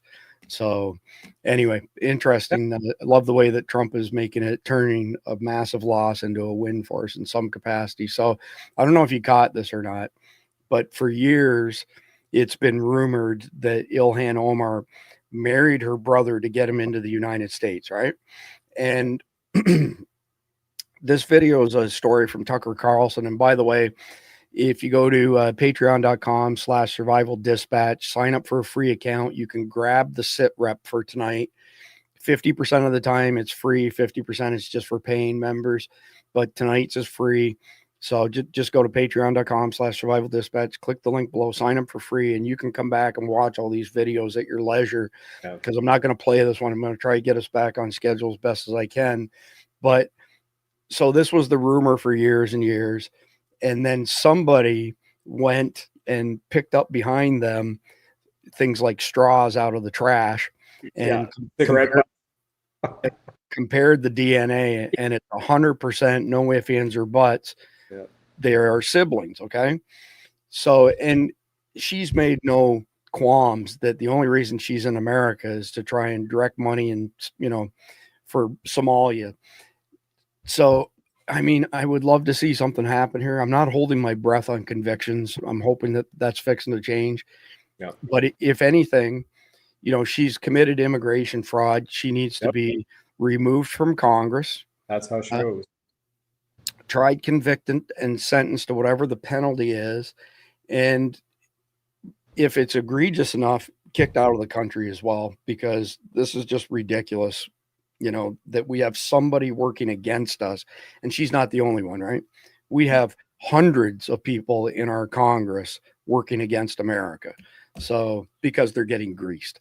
What about the 80,000 reported Somalis who were imported by Obama? Again, I say reported, that they were imported by Obama to vote for her. Then you also have voter fraud, and then those who may not actually be Americans voting. So off they go too. They're on their... It's actually even worse than that, Brad. So everything you just said is factual and true. And when people talk Somalis in America, they immediately think Minneapolis, right? Or Minnesota. There's a large gathering of them near Boise, Idaho as well. And they have a training facility, just like there's known terrorist training facilities in New York State, upstate New York, that we've known about for 20 years. There's all kinds of evidence. It's not conspiracy theory stuff. So this training facility that's just outside of Boise, Idaho, which is run by these Somalis, there are frequent reports of machine gun fire, explosions. And so the police will come and knock on the door, and they tell them, no, nothing's going on. Everybody's okay. You're not coming on our property. And they've got some Soros-backed people in that particular county, and they will not issue search warrants. But these are terrorists training on our land Yep. for whatever awful event is coming. I mean, we literally have tens of thousands of terrorists in the country now. Yep. And we've covered this countless times on SDN, so I'm not going to go super in depth, but I'll tell you, Brad, we've had intel for many years. Started just after 9/11 that Al Qaeda and its offshoot ISIS want to do what are called swarm attacks. So let's use Boise for example. Okay, so you have these small counties surrounding Boise, and they have under 200, under 100,000 people. Okay, if 12 terrorist cells attack 12 schools simultaneously, even with the local police calling for mutual aid from surrounding areas, they'll only be able to respond to one school. So you'll end up with a bunch of people slaughtered. They'll lose that sleeper cell, but now the next day they go to the next small county and they attack 11 schools. Same thing. They lose one cell. Next day they go to the next small county. They attack 10 schools. Well, when this is war gamed out by the JTTF and others, by day 3, nobody's sending their kids to school because this will happen across the country if Al Qaeda's plans play out. And by the 3rd day, nobody's going to work either. So society implodes. Nobody's working. Nobody's making money. It's a bad situation. Then at that point in time, they take down our power grids, which is really easy. You got 55,000 substations in the country. 9 of them knock out power to 95% of the country. I remember that. The only 5% who would have power are the people who live between the substation and the power generation plants, so they don't have to go through any of these transformers. So we're at risk. We are at serious risk, and Somalia plays a part in that. So anyway, let's move on to a little blast from the past here. So Crooked Willie and Al Gore. I'm not sure what year this is. I'm sure they say in here somewhere. But then this, as you can see, this was posted by Harry Balls himself, aka. That's a great troll right there. I love it too. It sure was. He just waited until Dana Bash on CNN said Harry Balls, and he changed his name right back to you. And the fact that Big Balls is a 19-year-old Canadian boy, it's funny. Yeah, beauty. All right, let's hear what Slick Willie's got to say here. This report tells us how to cut waste, cut red tape, streamline the bureaucracy, change procurement rules, change the personnel rules, and create a government that works better and costs less.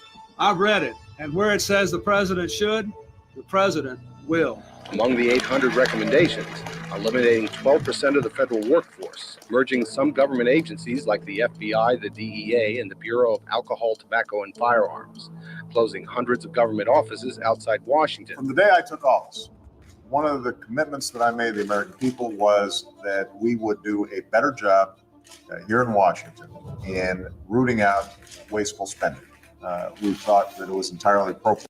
That's rich. All he did was create more wasteful spending for our governments and our agencies to try to root out waste, large and small, in a systematic way. It means cutting some programs that I think are worthy, but we may not be able to afford right now. A lot of the action is in Congress, legislative, but in the meantime, we don't need to wait for Congress in order to do something about wasteful spending that's out there. We haven't seen as much action out of Congress as we'd like, and that's why we launched on our own initiative the campaign to cut waste. And we're going to keep on finding every possible way that we can do that, even if Congress is not active. There you go. There you go. And your adopted daughter just got, what, 28 million from USAID, Barry? Go back to Kenya.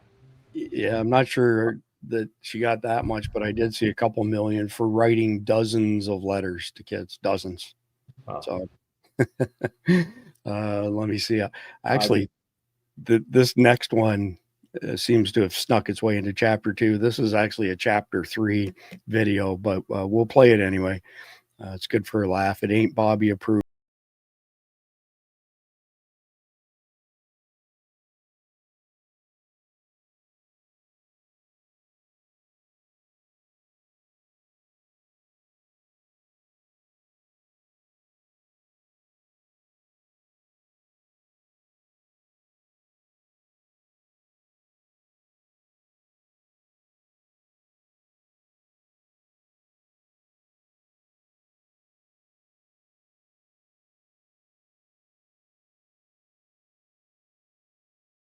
Brad, we've reformatted SDN since last time you're on. So chapter 3 is, all wild and crazy. Funny stuff, memes, you name it. So anyway, that's a glimpse of what's coming up in chapter 3. We've still got probably 10 stories here for headline news. For the sake of I'd be doing a fucking Friday every chapter 3. Right on. That's the way to go. So I was telling Cindy, I went to a friend of mine who's been in the survival industry for many, many years. And he knew that I acquired Survival Dispatch a few years ago. And I said, hey, this was probably maybe a year and a half ago. I said, I'm starting to form the impression that the survival prepping industry wants to learn, as long as it's not a heavy lift, with a sprinkling of entertainment. So JJ Morris and Jason Sawyer, a couple other guys, we ran almost every other day for a couple of weeks with these slapstick videos. And JJ's a brilliant editor, and the editing was fantastic, but they absolutely tanked. It was too much, right? But a little bit of humor here and there goes over well. So that's kind of my guiding principle for everything in Survival Dispatch, whether it's Survival Dispatch News or all of our learning videos, is to provide a little bit of comedic relief to our audience. So that's how we end things. So check this out here. For the sake of cleanliness to everyone's feed, I present to you a thread of government waste. $25.9 million for safeguarding civil rights and media freedoms in Afghanistan. Oh, yeah. All right. And that is set to end. The contract's set to end September of this year. So lots of time to cancel it.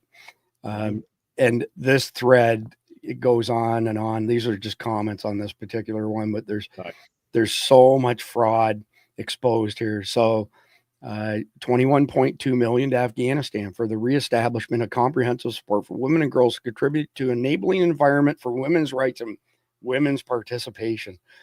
That sounds like something Kamala Harris would write.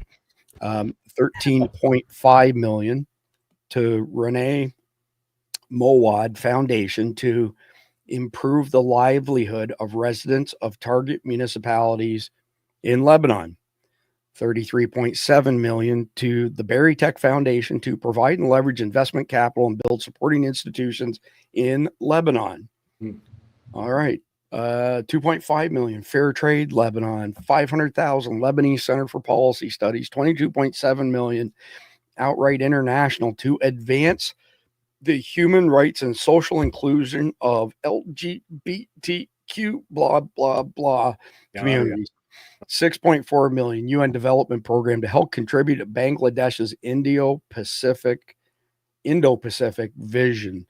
$15.3 million to the Estrella Foundation for multi-donor LGBTI Global Human Rights Initiative. Probably backed by Harley Davidson and Carhartt right there. Correct. Yeah. By the way, so Robbie Starbuck, who's busted so many of these big corporations for their DEI stuff. Amazing. One of the first ones he started with was Tractor Supply, TSC, right? Oh. And it was hilarious because as soon as they were outed with this DEI stuff, they nuked it all immediately, right? So the Atlantic, which is owned by Steve Jobs' widow, Lauren, who's a complete nutcase, left-wing nutbar, they published this front page story on how they were predicting that Tractor Supply would be going out of business because all of the transgender farmers would no longer buy from TSC because of they're dropping their DEI stuff. And so they interview this guy who's, an alphabet person who worked for TSC, and he quit in protest. And the way they make it out is that they had this mass exodus of employees. And he's like, yeah, I'm the only one who's quit out of 55,000 employees, but I've talked to more, and there's more people that are going to quit. The whole thing was so easy to see through. It was just ridiculous. But anyway, self-purge. That points out an unfortunate fact, even though we laugh, right? Because the corporate moron snowflakes who make the decision to go with DEI policies that literally enact crimes against children. Yes. So it's a crime against children. That's a war crime. That war crime is prosecutable by death. And they're just doing it for this whatever stock market and to look good polished on their resume. Unfortunately, good men and women, hardworking, all around countries of the world suffer as a result of that. I guarantee you there are long-term Harley-Davidson employees, and they would argue the benefits of a Harley over an Indian chief all day long. But when Harley went woke, they're like, what are we doing at this company? And that beautiful lifeblood of that Americana story, both Indian chief and Harley, but those employees suffer because these snowflakes that have come straight out of their DI programming are in control, just like in the political establishment, that indoctrination. So I feel, well, we'll laugh at one hand. On the other hand, Chris and I are very much compassionate on the true cost to the human heart and the soul as a result of this. Yeah. So since we're in this rabbit hole, just briefly explain it for people that haven't tuned into, this type of content with us. So we right now, out of the Fortune 500, we have a record number of large corporations that have no liquidity whatsoever. So not having any liquidity means that they can't pay their electric bills, their payroll. So they have to have lines of credit and interest on, many millions, if not billions of dollars will eat you alive. So if you start at the top of the teepee and you look at the money, the committee of 300, the Rockefellers, the Rothschilds, and so on and so forth, and they have this wet dream where they want to have a one world government, right? And that's why climate change is the boogeyman that's going to destroy humanity unless we have a one world government and band together to save humanity. And it's all a scam, but that's not where I'm going with this. Where I'm going is that Target's a great example. Target has very little liquidity. And so they have to work off of lines of credit for their ongoing expenses, right? And it's all predicated on their ESG score. So environmental social guidance. Okay. I know you know what it is, Brad. So think of this as a social credit score for corporations with looking through a very woke progressive lens. So if a company has a low ESG score, their interest rates go way up. So take Tesla, for example. They scored them a couple years ago, like 66 out of 100. And Elon was like, fuck you. I don't need your money, and because he has liquidity, right? But when you find all these companies promoting all of this crap, it's because they need access to lines of credit with reasonable interest rates. And this is how the Committee of 300, globalists, NWOs, whatever you want to call them, are trying to shape the world in their vision. And that's all it comes down to. It's always follow the money, right? If you find where the money's at, you'll find where the source of it is. So moving on to the next one. Tom Homan just sent a stern warning to illegals in New York City after mayor agrees to allow him to jail illegals. I want every illegal. I don't care if you're booked for shoplifting, you're going to Rikers Island. Sue it, bring it. I'm done. I'm not running a popularity contest. I want action. So there's no need really to play that video because it just repeats what I just said. But check this out. NYPD is making arrests at anti-ICE protests in New York City. This comes just hours after Tom Homan met with New York City Mayor Adams, who agreed to allow ICE to use Rikers Island to house illegals. These protesters are all about to be deported. 2 minutes, 41 seconds. I'm just going to play a short segment from the beginning.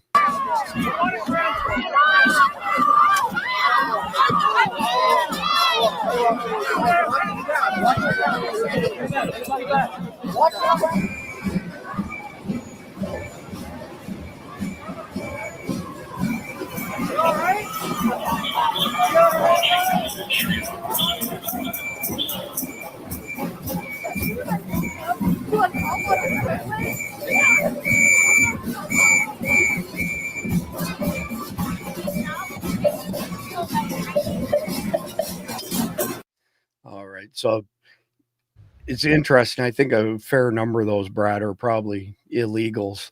They might as well be wearing a big neon sign that says You're not Here I hiding am, anything. Ice, come get me. Yeah. I'm wearing a mask. You can't see me. Like, oh, dude, you know what? We can figure out from the ear to the eye. It's all good on facial recognition now. Yeah. So thanks for making it easy. I didn't play the first Tom Homan video because I wanted to play this Tom Homan video, which is really interesting. So I don't know if you heard this, but AOC has been providing guidance to illegals on how to avoid being caught by ICE. And so Tom Homan is not going to stand for that. Nice. 58-second video. I'm going to play the whole video because we've got this bet going on at Survival Dispatch on who the first high-profile public official will be to get arrested and thrown in prison by Tom Homan. And I didn't see AOC rising to this level this fast, but she's a legit contender now. 58 seconds anymore. But Tom, you got AOC out there, Alexandria Ocasio-Cortez, Congresswoman, putting out a webinar, doing a webinar to help illegals avoid, I guess, apprehension, giving tips about how to continue to remain in the country and ultimately game the system. And I sent an email today to the Deputy Attorney General. At what level is that impediment? Is that impediment? I'm not an attorney. I'm not a prosecutor. Is that impediment? Is that impeding our law enforcement efforts? If so, what are we going to do about it? Is she crossing the line? So I'm working with the Department of Justice and finding out where is that line that they cross. So maybe AOC is going to be in trouble now, but I need the AOG to opine on that. But because there's impediment, it's impediment in my opinion. I'm not a prosecutor, but we need some further guidance on that. But again, if we have to take every federal dollar out of the city, we'll do it. I mean, we're done. Nice. That is a fact. We worked, I don't know if you know this, Brad, but we worked with Tom Homan on the Border 911 project. You guys raised a lot of money for him. We raised a lot of money, hundreds of thousands of dollars. And he's a great guy. He's no bullshit, man. You want to talk passion and no fear? That's Tom Homan.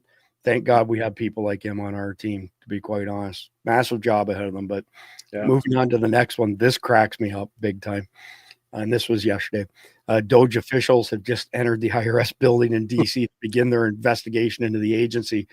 This comes after ex-users overwhelmingly voted for DOGE to dig into the IRS just days ago. We, the people, are in charge of our government again. So here's a poll that Elon ran on, would you like DOGE to audit the IRS? And check this out. Yes got 51% of the votes. Fucking yes got 41%. Only 8% said no. I can honestly tell you that I never expected in my lifetime to see the IRS getting an enema instead of giving enemas. Yeah. It's so good. And there's a whole bunch of accountants around the country right now who are going to take up finger painting because they'll have nothing to do next week. Exactly. I mean, they can always go to the border, help guard the southern border. Well, I should. I was part of Take Our Borders back for a couple of times. And, absolutely, you need staff up there all across. 100%. So, I mean, there's a gazillion of these videos out here, reports. I won't play this video, but y'all are going to love this from the DOGE report. 3 million on steroid enhanced hamster fighting. 2.3 million on cocaine effects on beagles. 600K on parrot romance. 500K on racial aggression in mice. 2.1 million encouraging Ethiopians to wear shoes. Democrats are fighting to stop this discovery. Everyone agree we should income tax again. I mean, I got a theory. Go ahead. So I did my first level at Second City Improv in Toronto, right? Okay. And I have a theory that if you go back to that for a second, if there's a chance, Chris, when you look at the brilliance that they came up, nobody who's total cabal, bad, deep state can be that creative in making up. They had to hire some writers from Saturday Night Live or Second City to come up with this stuff because you could get Tom Green in a room with Dan Aykroyd and maybe Chevy Chase and Jim Belushi, and you just throw in a couple of 60s of vodka and they could write this stuff. I mean, it is so hilarious to read it, right? I mean, you have to take that aspect of it because at this point in time, if you can't laugh, your head's going to explode. and that brilliance was just awesome.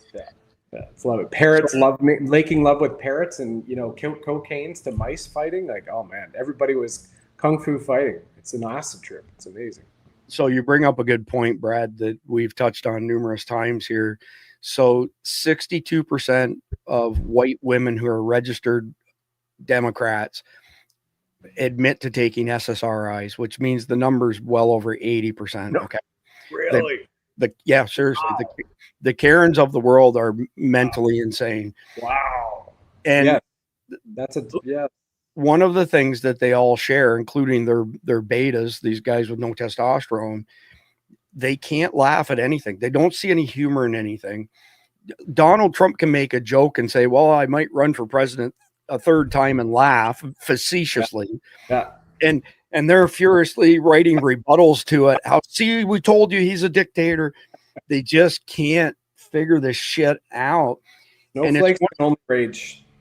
Well, it's one of the biggest differences between, and I don't care if they're rhinos or Democrats, they're all garbage. So I will say between patriots, MAGA, whatever you want to call it, the difference between us and them is that we still have the ability to crack jokes and laugh about things, even when it's infuriating. Like Donald Trump reportedly in private is absolutely pissed that they tried to kill him. John Brennan and Obama tried to kill him. And I don't blame him, but he can joke about it in public. And the left can't do that. The woke can't do that. The crazy rhinos can't do it. And we can. We're mentally sane, and they are insane. But moving on to the next one here, this is great. So Pam Bondi is filing suits on Illinois, State of New York, Kathy Hochul, Letitia James, and Mark Schroeder of the DMV for putting illegal aliens before American citizens. Good for Bondi. She told those who plan to obstruct Holman and ICE that those who stood in the way of deportation will be sued. Hope they find justice for violating federal law. 45 seconds. We're here today because we have filed charges against the state of New York. We have filed charges against Kathy Hochul. We have filed charges against Letitia James and Mark Schroeder, who is with DMV. This is a new DOJ, and we are taking steps to protect Americans, American citizens, and angel moms, like the mom standing right behind me, who you're going to hear from in a moment. New York has chosen to prioritize illegal aliens over American citizens. It stops today. As you know, we sued Illinois, and New York didn't listen. So now you're next. We're here today. Absolutely beautiful. I love it. You prefaced it, and I was taking a drink of water, and I started laughing, and it went down the wrong pipe. I'm loving the show. This is part of the show. I love it. So amazing. Well, here's the next part of the show.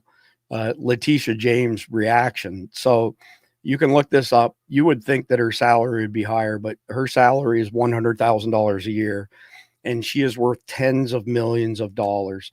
And so she's part of the list that DOGE is looking at, right? Like Nancy Pelosi, $200 million net worth. You know, Schumer, McConnell, $60, $70, $80 million net worth.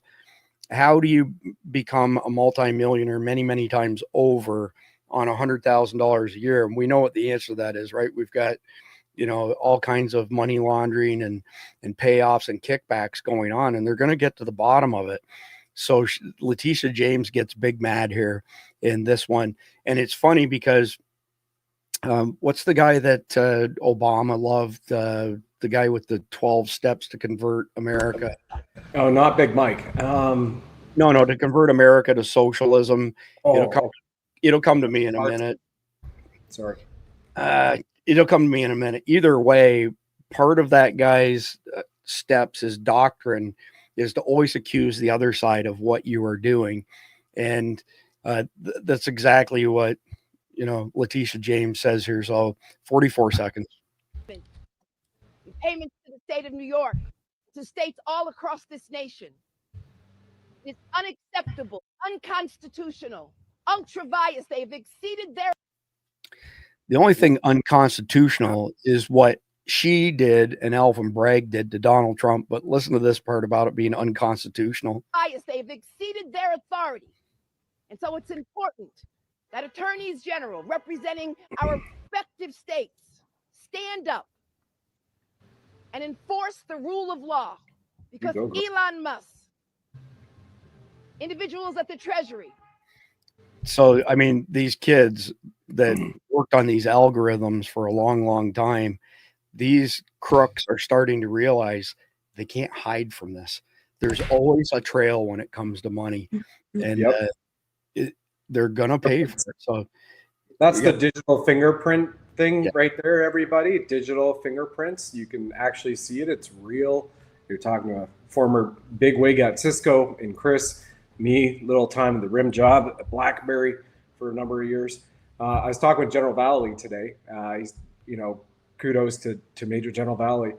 And when he was watching the news, I said, "How's it going, sir?" And he's laughing. He goes, "I call it Operation Steamroll." He's like, "It's not a real one, but I'm calling it that because instead of Dodge City from Gunsmoke in the 50s and 60s, Dodge City, he's like, you take out that D, it's Doge City." And he's laughing it and having one of the times of his life, and so well deserved for that American hero. Him and General McInerney are just loving what's coming down. I get an email every single day from General Valley. He's such a great guy. Yeah. Wicked smart. Just a super guy for sure. So I think we can sidestep the rest of Letitia James's meltdown here and move on to the next one. So I can't believe this is real. Democrat Rep Melanie Stansbury is telling the news cameras that DOGE has hacked the system at the EPA and that Americans are going to have to start boiling their water. How is this real? I don't think there is anyone in America that wants to wake up tomorrow and find out that they have to boil their water because the EPA's workforce has been escorted out of the building. So DOGE is already here. These guys have hacked the system. The EPA was literally just exposed as laundering over $50 billion to NGOs, bragging on camera about stealing so much money. It was like throwing gold bars off the Titanic. So there's a thing called EWG. EWG is the Environmental Working Group. Have you heard of them by chance? No, that's a first for me. No. Okay. So they've been around, I want to say 30, 35 years. Okay. And I'm going to bring this up and show it to you and our audience here as well. Let me just get rid of these stupid pop-ups. Go away. All right.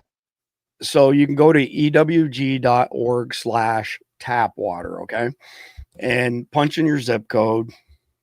And this ties back to the EPA, by the way. So wait until you hear all the stuff behind this, okay? So we've had multiple dogs contract and die of cancer since we moved to Ormond Beach. And I mean, it's cost us a huge amount of money. We're talking tens of thousands of dollars. And because we're dog lovers and we would never let our dogs suffer no matter what. And so our vet's a personal friend of ours, Brad. And I said to him, I said, listen, there's something messed up here. We've never had problems like this with dogs. And he says, well, it's breed specific to pit bulls. I said, no, it's not, Will. I said, we've had pit bulls for 30 years between my wife and me. And we've never had this problem till we got here. He said, it's just the breed. So I then found this group, Environmental Working Group, okay, and discovered that 80% of the municipal water supplies in the United States have highly carcinogenic levels of PFAS forever chemicals, okay? And regardless of what any water filters out there say, because we have tested them all, the only way to get this stuff out of your water is reverse osmosis. And the best products that we've found for that are from a company called Water Drop. I don't have a discount code. We're not affiliates. I gave up on this a couple years ago for a bit, Brad, because we tested a gazillion different products and we had $30 Britas beating $1,000 stainless steel. I'm not going to name the brand because I'm not in the business of hurting other people's businesses. But long story short is one of our dogs contracted cancer again. So before we went to our friend, the vet, I took screenshots from EWG.org and went in and I said, Will, you got to look at this stuff. Okay. And so, and I'm going to tell you how this ties in to the EPA. Okay. so I said, and I'll get to that in just 1 second. So I said, Will, you got to have a look at this. And he looked at it and he got this look on his face. And he says, Chris, I actually think you're onto something. We lost our youngest boxer 2 weeks ago to brain cancer. We lost our oldest boxer 2 months before that to brain cancer. And he said the chances of that happening are so astronomically slim. Yeah. So then we start diving into this a little bit further, and I go to the city, and I know some people at the city. I did some contracting for them years ago on the tech side. And I said, where's the quarterly water reports that are supposed to be on your website? And they said, they're not required anymore.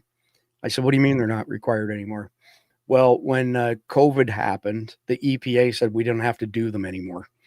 So you get these puff pieces, right? They throw a PDF up there that's all blowing sunshine up your ass without all the details that they used to give. So if you look at this here, and these are all, as you can see, carcinogenic, right?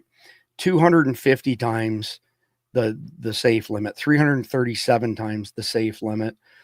Cindy's youngest son lives in Round Rock, Texas, and they had one of their dogs get sick there, and she sent them to the site. We went with their zip code as well. There were 15 carcinogenic PFAS forever chemicals in their water. Some of them were 5,000 times the safe level. Okay. So here's the next part to it. About 50% of wells in America have PFAS forever chemicals in them. Runoff from roads, runoff from farmers' fields that used pesticides at one point in time, and runoff from industrial areas. So our home in Georgia is at the top of the mountain. We're at the end of a private road, end of a private driveway, the very top of the mountain. And we have two wells, and the one well, it's not hooked up to our home, and it literally pours water out the side of the mountain all day long.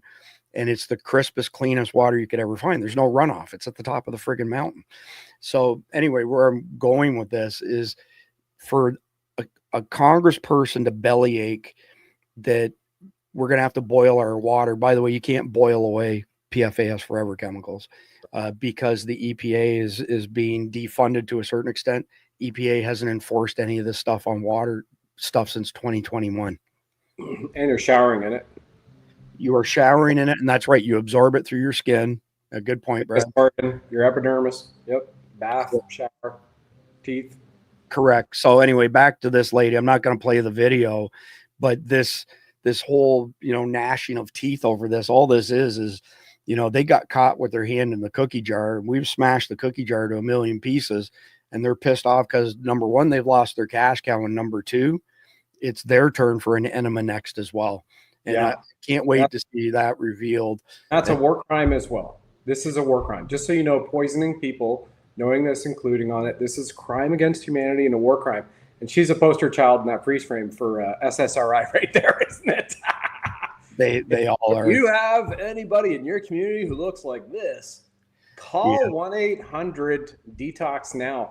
Unfortunately, you can't do it with water because you have cadmium, barium, aluminum, water, and unfortunately, as well for those with animals who are just like having a son or a daughter and a family member, the animals absorb them primarily through their paws.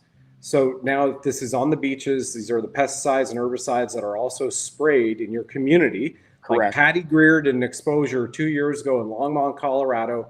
The white helicopter is being flying over because the Boulder County, a place where I used to live, yes, hands up, I did live in the People's Republic of Boulder for a while.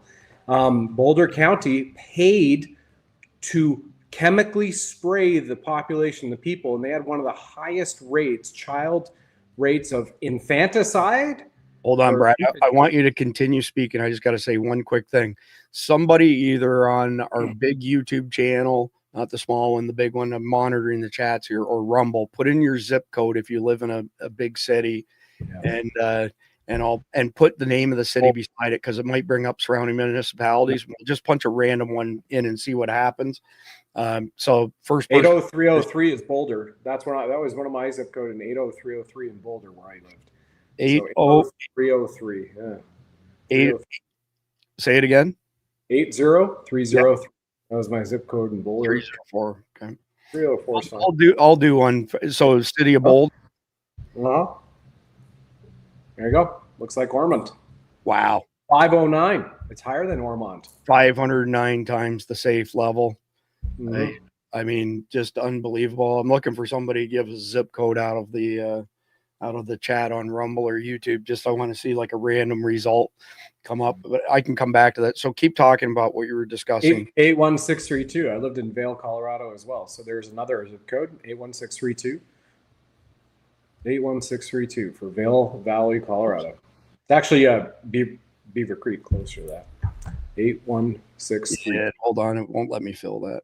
That's all right. So go again. 81632. Part of the Vail Valley, Colorado. So yeah, you can choose any there. Do you recognize any of these municipalities? Well, you can do Minturn. Minturn is right between Vail, the ski resort of Vail, and Beaver Creek. Wow, 7. Man. Not And good. so- It's bad. So That's bad. And just so you know, people, you're whitewater rafting there. So right where the 10th Mountain Division used to train. Okay. So I lived there for like freaking decade, right? And so the 10th Mountain Division originally used to train up that highway from Minturn. The Minturn cut off, 10th Mountain Division. The members of the 10th, when they got back from World War II, started Vail Valley, Vail, Colorado Ski Resort. Beside it is Beaver Creek. And at Minturn is the Eagle River, where all the runoff comes in from Beaver Creek in Colorado Ski Resort Vail. And guess what? Everybody's going in there with their dogs, and we're fly fishing. We're catching the fish and the trout from the stream. We're eating it, and we're whitewater rafting and kayaking from May through July when the CFS gets up like crazy. That's cubic feet per second, which is a great time to do class 3, class 4. Right there at Minturn. You put it in Minturn, you come out at Edwards, Colorado. And that is some of the most toxic I have seen in my life. And you would think spring snowpack melt. Yep. Nope, because they're spraying like crazy with chemtrails there. So Chemtrails everywhere. yeah, this is Fort Wayne, Indiana. You've got 10 major contaminants. All of them are carcinogenic. Yep. I'll grab one more out of the chat and then we'll move on. And the EPA said that no county, Chris, has to report anymore. Is that right? They used to have to do a very detailed report every quarter. Gotcha. And not now. So let's look for the biggest one here. 18,000. We'll take the big one. 10 exceed the guidelines 1,092 times. And all of these from the middle line down. So there's 6. Like everybody has cancer there. Yeah, there's 6 carcinogens, with the highest one being almost 1,100 times the safe level. And we're from the government. We're here to murder you and profit off your death. Right. Yeah. Let me do one more. I've done a bunch from YouTube. Let me do one for the folks over here on Rumble as well. For those people who don't know, we broadcast 8 platforms simultaneously every night. So 76065. Congrats to everybody who's putting in the comments. I just want to say that for somebody who's hosting and puts this together, what Chris does is pure magic, and it's appreciated when you're a host and you have other people commenting and sharing. So congrats to everybody for playing full out. Thank you all. So this is the city next to my home. So Grand Prairie is on one side of 360. My hometown of Arlington's on the other side. Look at this. 16. 41 total contaminants, but 16 surpassed safe levels. I mean, absolutely brutal. Maybe you don't have 1,000 times one in there, but you got a whole bunch of them that are 100, 200 times. And let me do one more from Rumble. I'm curious about Montana, because we have a lot of people we know in Montana. I wonder what would be in Whitefish. I'd like to punch in Whitefish postal code after this. Zip code. Speaking Canuck there for a second. Sorry. Let me get back to it. Let me just do this one here for these guys. So St. Louis, 15. Wow. Speaking of St. Louis, by the way, we have Missouri Attorney General Andrew Bailey coming on next week or the following week. Just confirmed with his chief of staff last night, who's a personal friend of mine. Some pretty big numbers here. Look at this. 405. So everything this row is carcinogenic. This row, 3 out of the 4 are carcinogenic. Oh, nice. A lot of carcinogens there in St. Louis. And isn't that the home of Bud Light? Is St. Louis? Is that Anheuser-Busch? I don't know. I think so, right? Possibly. All Do you have a zip code in Montana? If not, I do. For Whitefish, Montana, there's one zip code. Okay. 593937. I'm going to do one more after this just because my friend Velcro put his zip code in there to check. So we'll take this. I used to live right next to that. Yeah. Okay, I'll spell 6. So that's not good. No bueno. So look at that. Not too bad. You got one. You got this hexavalent is the stuff from Aaron Brockovich. So 15 times, but overall not as terrible as many of the other municipalities. Let me just grab the zip code that Velcro wants to check. 77395. We'll get back on schedule here in just a second, folks. Still wouldn't eat the fish out of Lake McDonald, which is Glacier National Park Lake, or Internet Waterton. So check that out right there. So the zip code that Velcro gave us, no municipal water systems. So meaning that it's all, ranches, farms, rural stuff.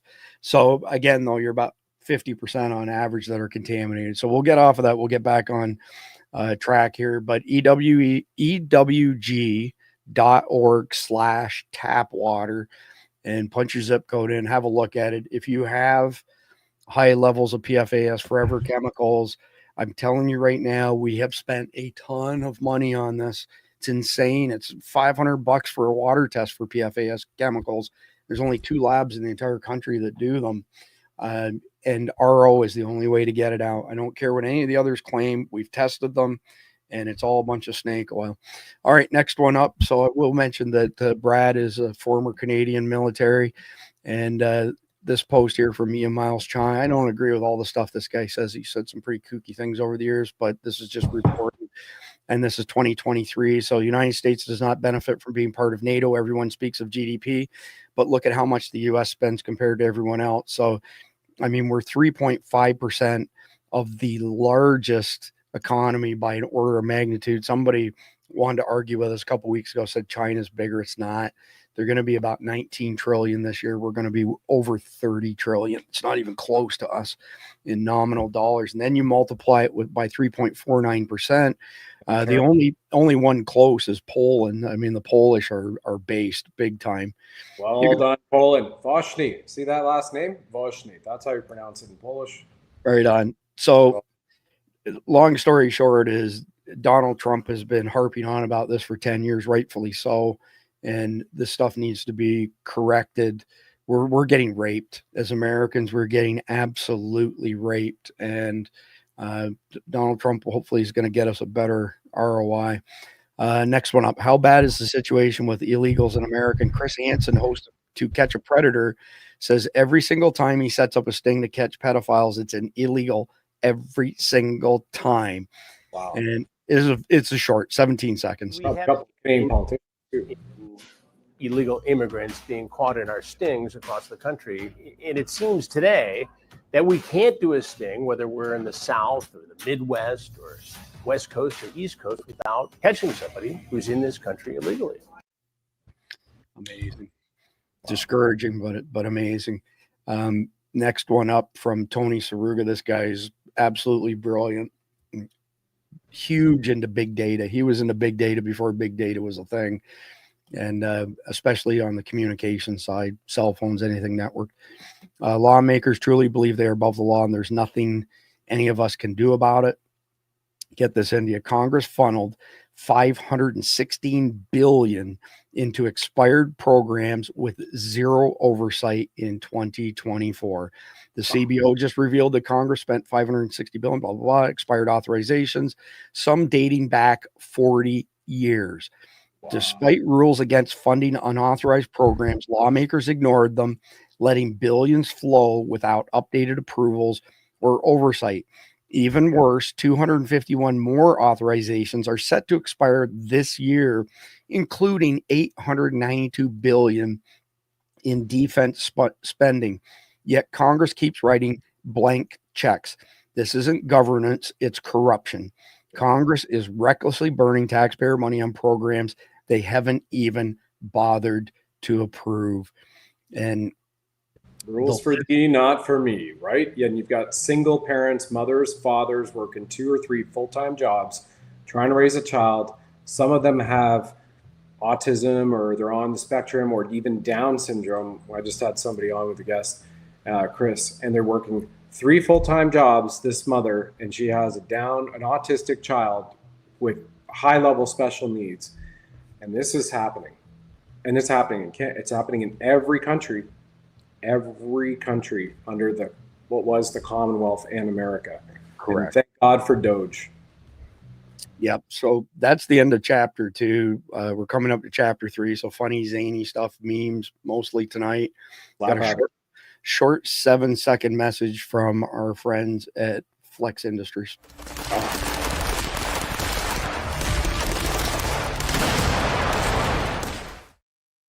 So flexindustries.com. It's owned by a friend of mine. He started the business a couple months ago, but he's been in the trigger world for many, many years. If you go to flexindustries.com or click the link down below in the description, you can use discount code SD17. S as in Sam, D as in David, 17, get 17% off. I do not get any commissions from him, no affiliate, nothing like that. This guy is a personal friend of mine, and I want to see him succeed. So I agreed to do whatever we could to kind of kickstart his sales a little bit. Would really appreciate if you check out flexindustries.com. Buy a trigger for your Glock, buy a trigger for your AKAR, buy one for everything that you've got for that matter. Buy one for friends or family of yours in the States. And let me tell you, they deliver a great product. Yes. I mean, they're a lot of fun. I have some of their triggers and some of my guns. So, and it's definitely a good time. But anyway, we've got 3 videos, I think. Normally we have Brad like 15 or 20 videos, but we went heavy on memes tonight instead of videos. So the first one is the retarded bankrupt bartender who makes $174,000 a year, but now she's worth something like $30 million. Have you been crying like a bitch over Elon Musk? Do you find yourself sobbing at the thought of your taxpayer-funded transgender basket weaving club losing its funding?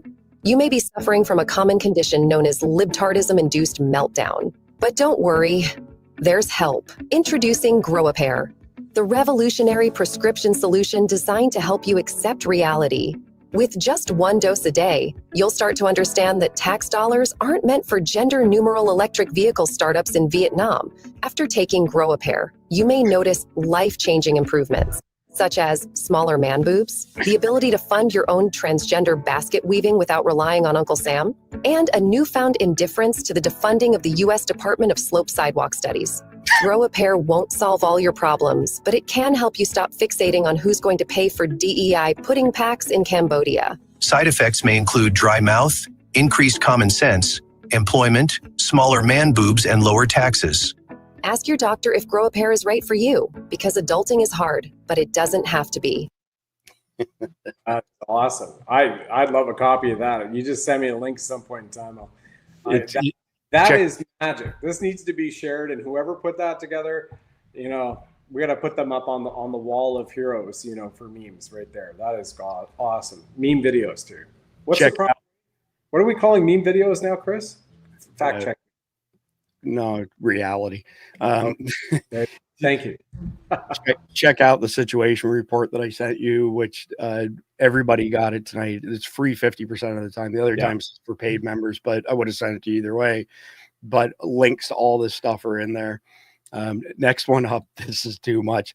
I knew that it was a setup to put out that person deserves recognition. By the way, fact check. Sit rep, when he says it's free, all the links are in there. I don't know if anybody got that, which is amazing. So I highly encourage everybody to go to Chris and Patreon. All right. Well, so the story behind the sit rep, Brad, is that, our mission is to dispatch information to our fellow Americans and friends of America so they can survive in these very uncertain times. Okay. As long as we stay true to that mission, everything else, like if we make a buck here or there, it's just a byproduct of that. So we got feedback from people, and they were like, could you condense the beginning a little bit for those of us tight on time and give us a high level overview of the top story in 15, 20 minutes. So that's why we do that at the beginning, and then we complete the balance of chapter 1. And then we go into chapter 2, which is news headlines, and chapter 3, the funny stuff, right? So not everybody has the time to hang out. I mean, last night we went 3 hours and 10 minutes. Other than election night, when we went for 10 hours straight, last night was a record. A lot of people don't have that much time, so they can grab our sit rep, and it's a highly curated daily newspaper. So myself personally, I read over 300,000 words a day of news. We take our whole team, it's in the millions of words per day. And what we deliver is a highly curated newspaper. Tonight is episode number 400. We have had to do 2 retractions on 2 stories out of 400 episodes. And one of them, for example, was a Chimney Rock in North Carolina. They were saying it was so badly damaged they would never rebuild, and we had to correct that statement. We were wrong on that one. But my point is this: is we look at the Mockingbird media. If we see that, we follow the money. We know that they're lying when they're all saying the exact same thing. And when we deliver this daily newspaper, the sit rep, it's a highly curated dose of the truth, you know.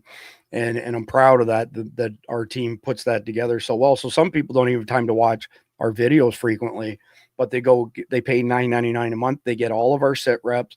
They also get an invite to our private Signal chat, which is now approaching 2,000 messages a day. That is intel, camaraderie, information on how to do one thing or another. It's exploded. We didn't expect that. But back to the funny ha-ha stuff. This video is only 4 seconds long. I'm going to play it twice, but this is good for a laugh. I'm calling Trump on you, you illegal motherfucker. I'm calling Trump on you, you illegal motherfucker. I'm calling Trump on you, you illegal motherfucker. You gotta turn that into a gift. Find that lady and give her a handshake and a high five. That's got to be a Giphy now. And yes, I can count. I just wanted to play it 3 times because it's so brilliant. So worthy. We got one video left.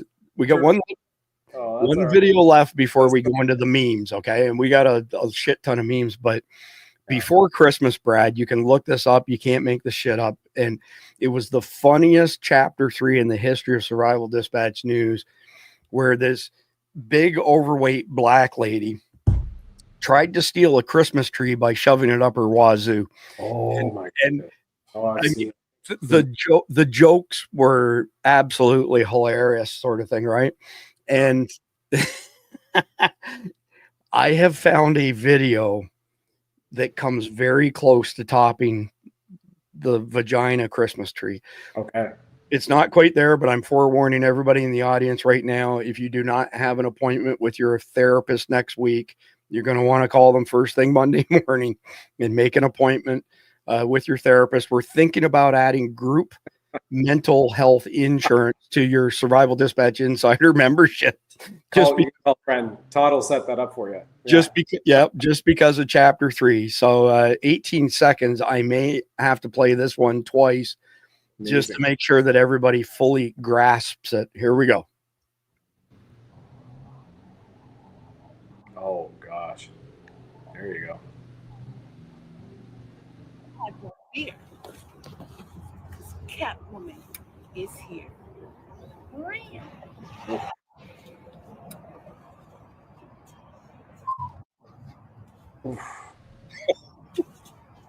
Oh.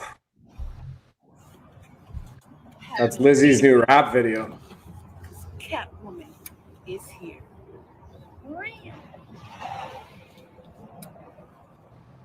So I'm like having visions of waking up in the middle of seeing this thing. There are certain words that can get us dropped from YouTube, and the words that I have in my head about this right now, I can't say those because I don't want. We don't that, but that's another triple threat. But I mean triple on the kilogram pound scale, and we'll just leave it right there. Yeah. So do you want to know how bad my appointment for Monday morning first thing, Chris? Thanks a lot. Yeah, you know how bad YouTube is right now? Dean over on our main YouTube channel said the YouTube AI says this message is held for review. Do you want to approve it or not? And this is the third chapter, so we use profanity in the third chapter. Fuck yeah, we're going to show it. So Dean's comment is that's a whole lot of woman, and YouTube tried to block it, just so y'all know. And he says fresh pine scent. I actually think that if you were going to have like a competition on stealing Christmas trees by shoving them up your wazoo, she's a contender, because she looks just like the girl who did the thing. I think she could, give her a run for her money for sure. Somebody stole Tom Green's dead moose that he was humping on the side of the highway, threw that into a Batwoman costume, and gave it a couple electric shocks. I think that's CGI right there. There's no way that's real. Anyway, well, leave it at yeah, I know, you never know. But anyway, let's move on. I'm open. All right. Let's move on to some memes here. So, and they're not all memes. Sometimes it's just funny, interesting news or stuff that makes you shake your head. So, female Secret Service special agent trainee accidentally shot herself in the leg at the agency's Rowley Training Center, according to Susan Crabtree, who first broke the story. A female special agent trainee accidentally shot herself in the leg on Wednesday at the Secret Service's Rowley Training Center in South Laurel, Maryland. According to Susan Crabtree, she says that multiple sources within the Secret Service community report that she was airlifted to a Baltimore hospital emergency room. The incident allegedly occurred due to an accidental discharge while holstering her weapon. The extent of her injuries remains unknown as the situation continues to develop. Gotta watch the ADs, baby. Yikes. Never, ever, ever put your finger on the trigger until you're ready to pull the trigger. Not complicated. Hold on. From Elon, if any judge anywhere can stop every presidential action everywhere, we do not live in a democracy. Well, actually, we don't live in a democracy. No, I can't stand that. I saw, unfortunately, 47 say that with the Indian PM, democracy, democracy, democracy. I freaking cringe. And maybe you just need to give an education to anybody who's new about what democracy stands for. I can't stand that word when these people are using it. No, I know it's mob rules. I went on a big rant over it last night, but good, gotcha. I won't go on the same rant 2 nights in a row. I'll save it for a little bit. But actually, you know what? I mean, now that I opened Pandora's box here, I'm going to bring this up again. So, woman accused of trying to steal a Christmas tree by hiding it in her vagina. This is for all the people who are saying that there's no way. Well, way. All right. She looks like Slimer from Ghostbusters. Look at that. Listen to this. A Walmart store in Cincinnati faced one of the strangest shoplifting attempts in history yesterday. A would-be thief lost consciousness while trying to insert a 7-foot tall plastic Christmas tree in her vaginal cavity.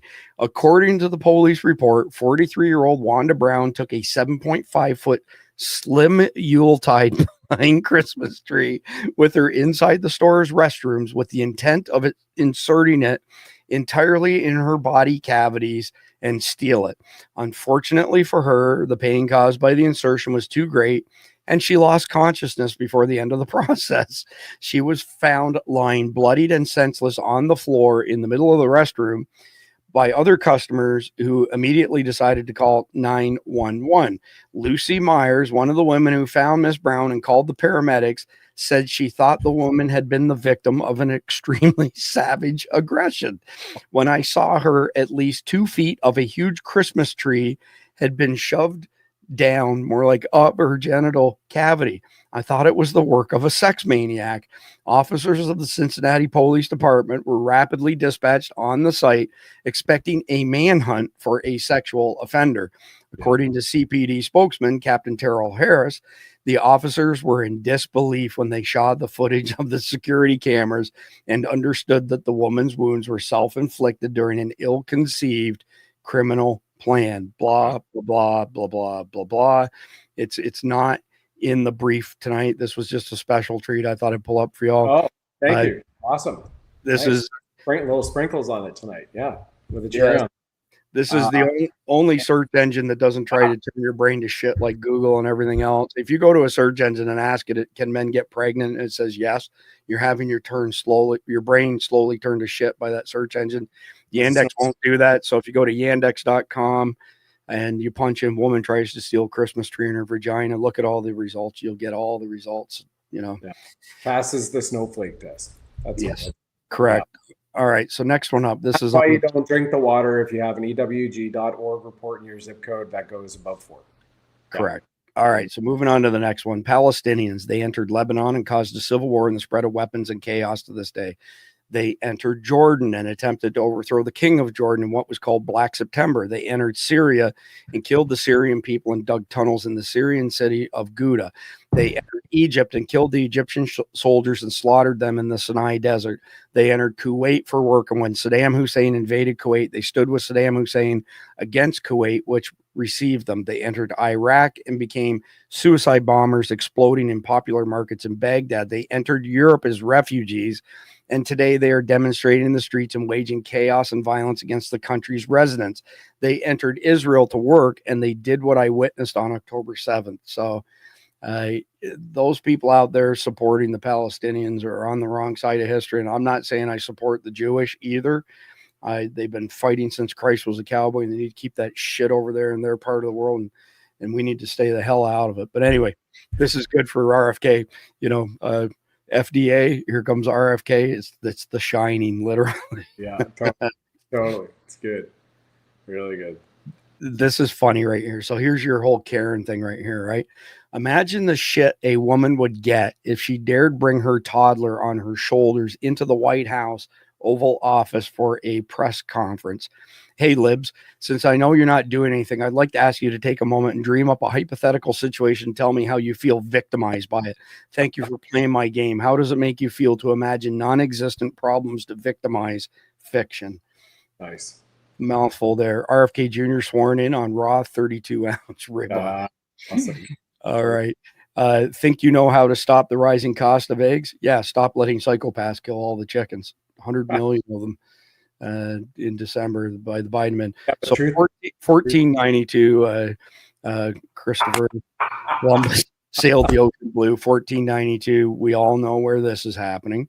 1712, the first steam engine. We all know where this is happening. 1903, the Wright brothers. We all know where this is happening. 2024, we all know where this is happening. So anyway, Trump, I will use special forces to go after drug cartel leaders in Mexico, the CIA. Yeah, that's awesome. Yeah. And I just turned off the news and put on a serial killer documentary. Yeah, exactly. And that's probably more for last year. This year, the news in the right resources, like here, this is like a day, every day at Christmas, right? I'm so excited to see, morning, afternoon, and night. Like, what has happened now? It's absolutely nonstop, right? Epic. Like General Valley, once again, Operation Steamroll. It's Doge City. I love it. He's loving it, right? It's epic. Epic. So we're not going to dive deep into this. One of the insiders threw it in the chat, and I thought, you know what? I'm going to show that just for a quick Civics 101 refresher for everybody. So over here is Congress, legislature. Over here is judicial branch, and in the middle is the executive branch. And have a look at everything that falls underneath the executive branch. And there is one error in this. The Supreme Court of the United States is the only co-equal branch of the executive and the legislature. All of these courts here are constructs of Congress and actually belong under this side over here. And they are referred to as inferior by our Constitution. But every single department goes up through executive.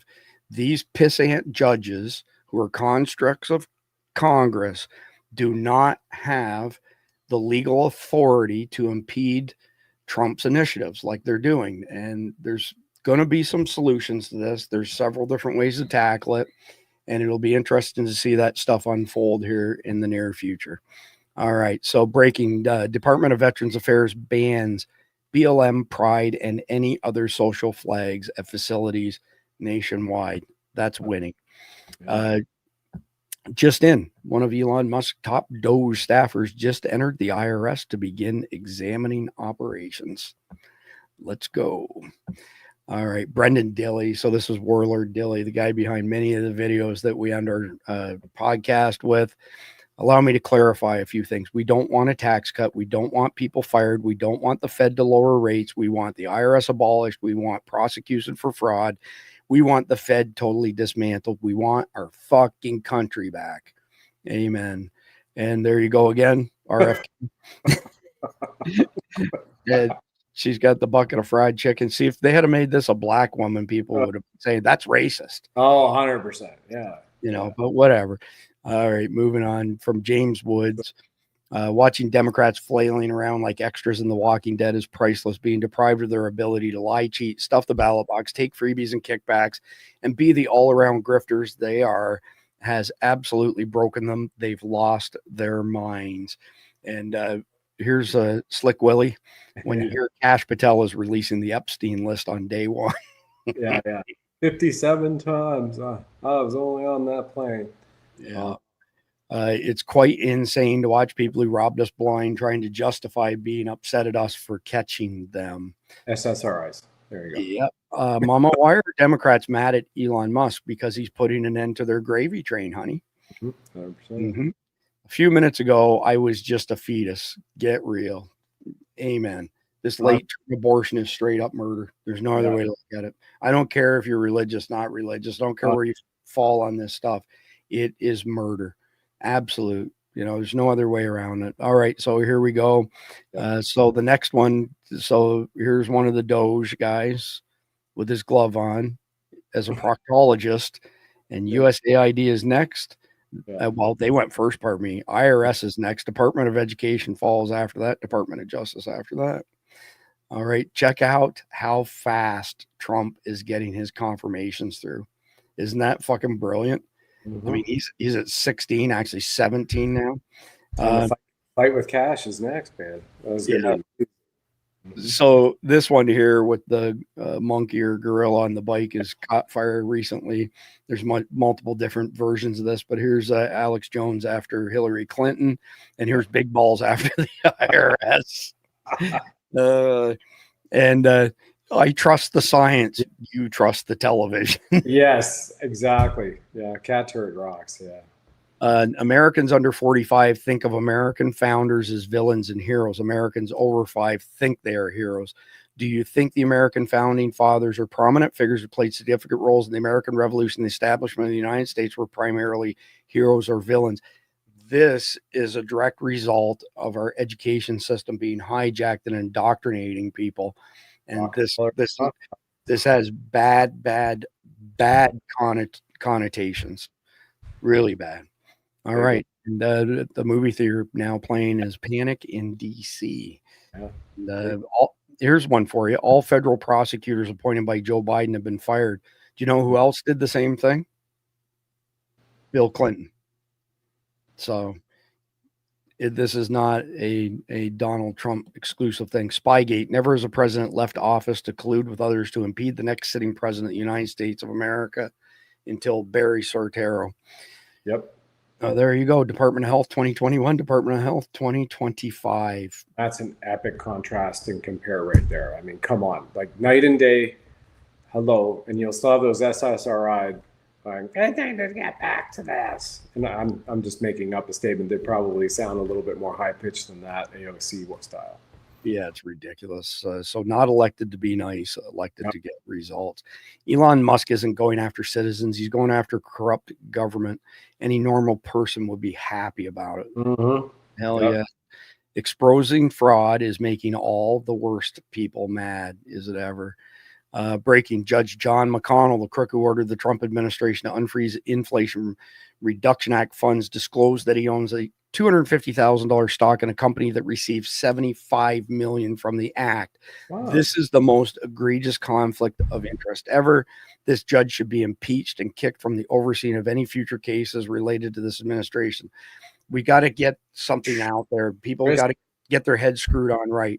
We are not getting a 2/3 vote on anything in the Senate, which is required to impeach a federal judge. There will be no impeachments that succeed. It's a complete and utter waste of time. Last night I covered articles 1, 2, and 3 and how they can be leveraged to get judges off the bench. There's also a very specific part just in Article 2 called the Take Care Clause. Go have a look at it. It's got legs for this stuff. Murkowski, the crooked senator from Alaska, introduces bill to rename Mountain Denali, countering Trump's executive order. These people are just floundering around like fish out of water. This nutbag thinks that she's going to go toe-to-toe with Donald Trump and win. Ain't going to happen at all. So this is funny. So on the waste czar for DOGE, and there's the waste czar. Oh, nice. Yes. Oh, I like that. Excellent. Yeah. So we have 2 waste czars now. It's awesome. Worth All right. this rep, everybody, for free for tonight. Go to the Patreon, wherever Chris has that here. Yeah. Patreon.com/Survival Dispatch. Perfect. So breaking, President Trump has boldly declared an end to Europe's reliance on America as its protector, signaling a seismic shift in global power dynamics. This isn't just diplomacy. It's a masterstroke in foreign policy aiming to end the era of endless wars and financial blah, blah, blah.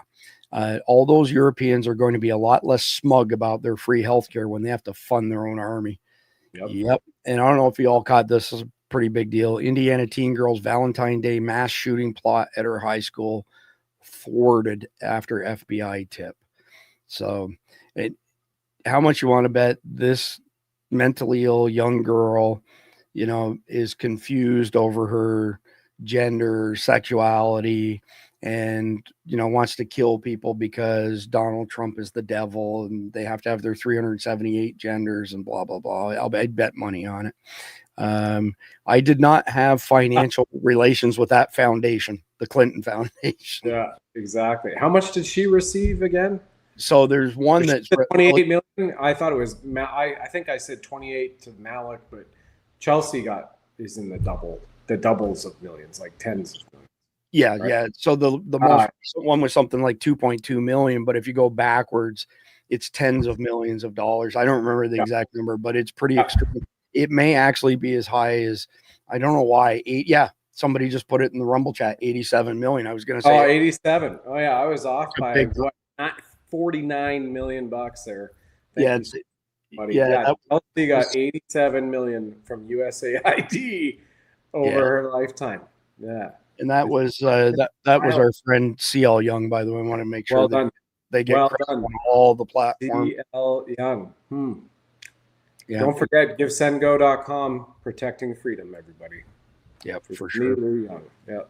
All right. Elon Musk says he supports ending all property taxes in America. That would be amazing, but obviously the federal government is no saying that. Also illegal and unlawful. Yeah. This was Trump's Valentine today. I want you on my side of the wall. Well, nice. Check. This is crazy. Washington, D.C. searches soar for Swiss bank in yellow, offshore bank in green, wire money in red, and IBAN in blue. So IBAN is like your routing number when you're sending money through the SWIFT system internationally. International bank account. Yeah. And I saw one yesterday. I thought you were showing the one where the searches in DC soared 400% for lawyer. Yeah. In the last week in DC. That's a new one. I like that. That's great. Criminal defense lawyer. Criminal defense lawyer searches in Google last week jumped 400%. Yeah. Exactly. Crazy. Yeah, so check out Malay from Argentina. Argentina will apply an aptitude test to 40,000 public servants, and their contracts will only be renewed. They pass the exam. Beautiful stuff. So, all right, that is the end of chapter 3. So we're in the home stretch here. Let me get to the bottom of the sit rep so I can close it out. We got a couple things here, Brad, that one of them that you can participate in as well. So actually a couple that you can participate in. So we started this thing way back when, Brad, you probably noticed it last time you were on. When I started Survival Dispatch News, and we were like once a week for the first year, then we were twice a week for, I don't know, a period of time, 6, 7, 8 months. And then we went to 7 days a week, but I've been adamant right from the get-go. What I didn't want Survival Dispatch News to be was a bunch of talking heads, because then you see these disenfranchised comments where people would say, well, all I see is a bunch of talking heads. My vote doesn't matter. What I do doesn't matter. I can't change anything. And so I always want to provide homework and action items so that our audience can actually participate in whatever the solution is. Okay. And we do this relative to the main topic of the night, which is chapter 1, which was Cindy Young tonight. So I've got a handful of points here, and then I'll let you go with it. So number 1, help Cindy by donating to her Give Send Go. So it's GiveSendGo/Protecting Freedom. Help Cindy by sharing her story in this video. Continue speaking out against the false J6 narrative spun by crooked politicians and their propaganda legacy media. You know, Joe Biden, I attended 6 funerals for cops that were killed. There were no cops killed. There was one had a heart attack. There was none of this stuff. It was all baloney. Write to your congressional reps and ask them to help the J6ers who are still incarcerated. They're doing this shell game thing where they're sending them from one institution to another, trying to tie them up administratively. There was a name that she said got out. When I checked this morning, this was the list, but one of these guys is out. It might have been the first one, Jeremy Brown, but Dominic Box, Daniel Ball, Taylor Taranto, Benjamin Martin, Edward Kelly, David Daniel. So if you grab tonight's sit rep, there's a link to govtrack.us database of all your Congress critters, coordinates, so emails, phone numbers, fax machines, etc. Brad, is there anything that you can think of in light of Cindy's situation and J6ers in general that our audience can do to get involved in some sort of positive manner? Well, it was Dominic Box, just so you know, was released an hour ago. Wow. 4 left now. And so I'm just checking this is on Jake's X profile, Jake Lang, right? Which hopefully Jake and Patrick Byrne will be on here soon. Jake is a good friend as well as Cindy Lou's. And so what people can do, absolutely, you need to call them. What works better is calling. You know, we did this. We ran a campaign for Pastor Archer Pawlowski. We also helped run a campaign. Other people did it with Cindy. And you call the phone numbers to the offices. And unfortunately, well, fortunately for us on the side of truth, it broke the phone call systems with Archer. That's right. And the Alberta government, it broke the phone call system. So then they had to set up a new system, and everybody called, like, let him go. Same thing with getting involved with other people and Tina Peters. So the phone calls work because it's easy. Everybody can do it from around wherever you are in the world, and you don't have to be a member of that state or territory to call a governor to call a senator to get this done. You can be around the world, and that's what we did with Archer, and that's what's been done elsewhere. So that's number 1. And number 2 as well is sharing. So the links that you gave, Chris, I would encourage that you follow and you share and you share. And you share everywhere, and you add a comment, not just like, let me hit a retweet. You add a comment as to why people need this, and this is urgent, right? Putting their attention on it.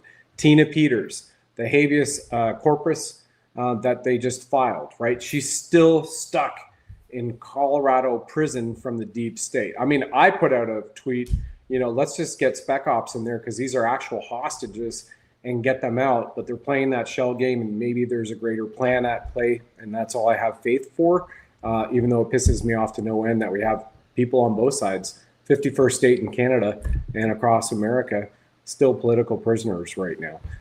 So getting involved in that way, sharing and calling. And that phone call campaign, everybody, you're bringing their system to a halt, right? Because bureaucrats hate not being able to do the bureaucrat thing, connecting with each other. So if you publish their emails online and flood their emails peacefully and respectfully, to get these people free, and you get the sheriffs involved, and you're calling on the sheriffs, so you have your governors, your senators, the sheriffs, the emails and the phone call campaigns work far more than a protest and sign. Yeah. Far more. More.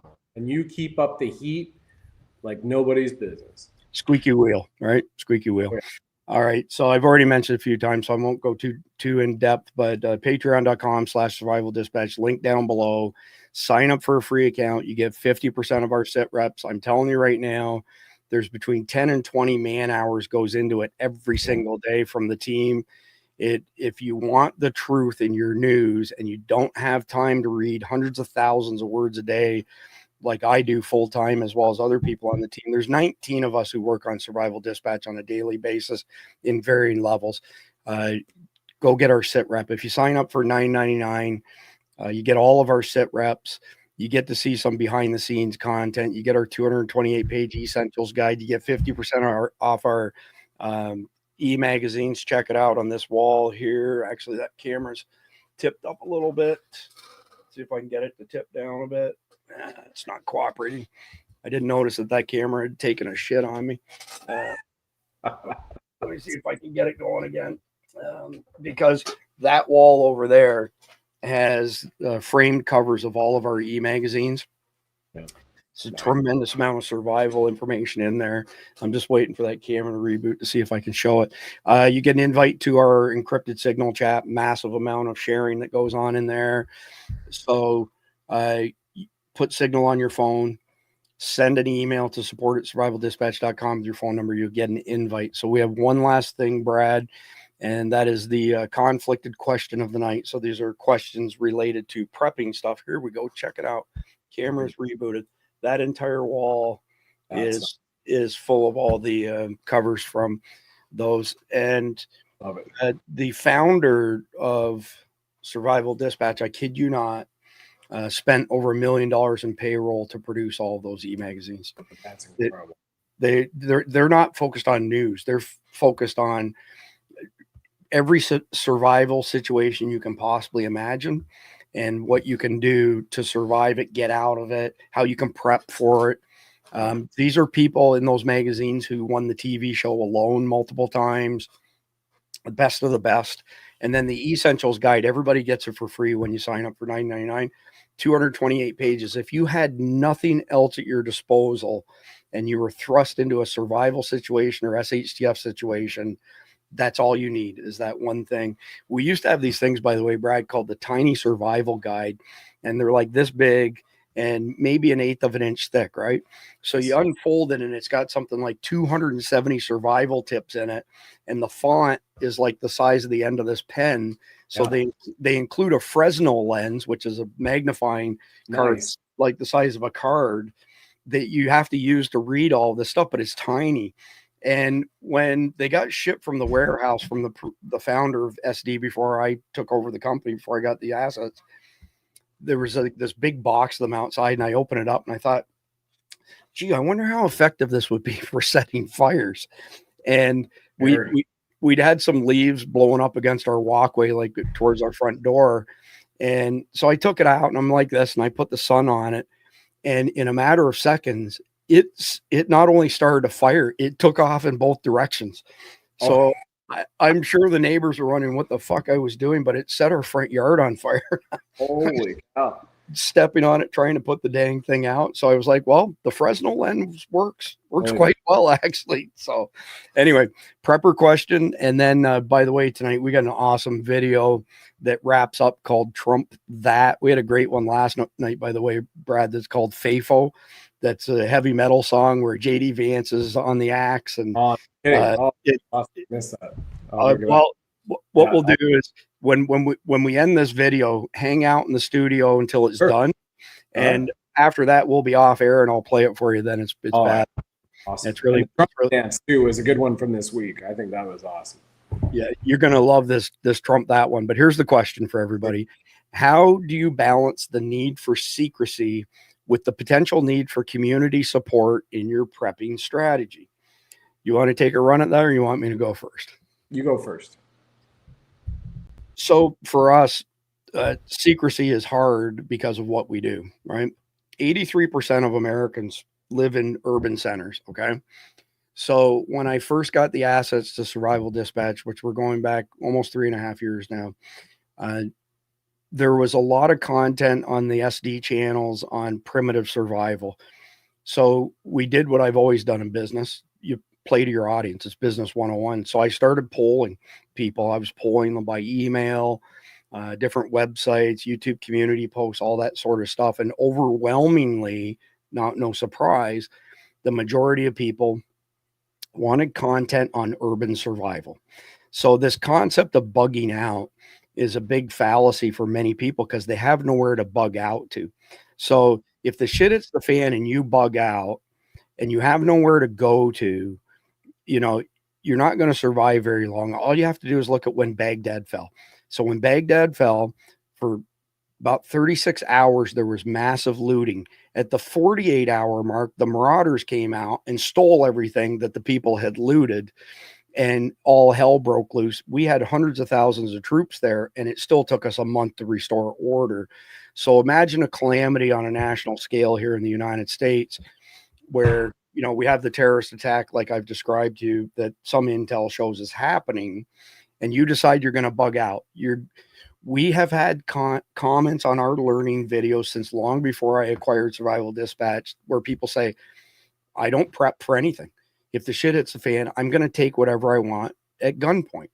Now, some of that's internet bravado, but some of that is people telling you who they are, and you have to take stock in that. So if you're going to bug out and you don't have a bug out location and you don't get out soon enough, highly likely you will be intercepted by bad guys, marauders, or you're going to end up in a FEMA, emergency camp, if FEMA, refugee camp, I should say, if FEMA even survives, not places you want to be.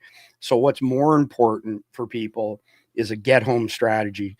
The average American works 15 miles away from their home. So what happens? We have a nuclear attack, which automatically brings an EMP with it, and it nukes a whole bunch of things. And let's say you can't drive your car home. Okay, what do you have in your car to get home? Do you have comfortable footwear?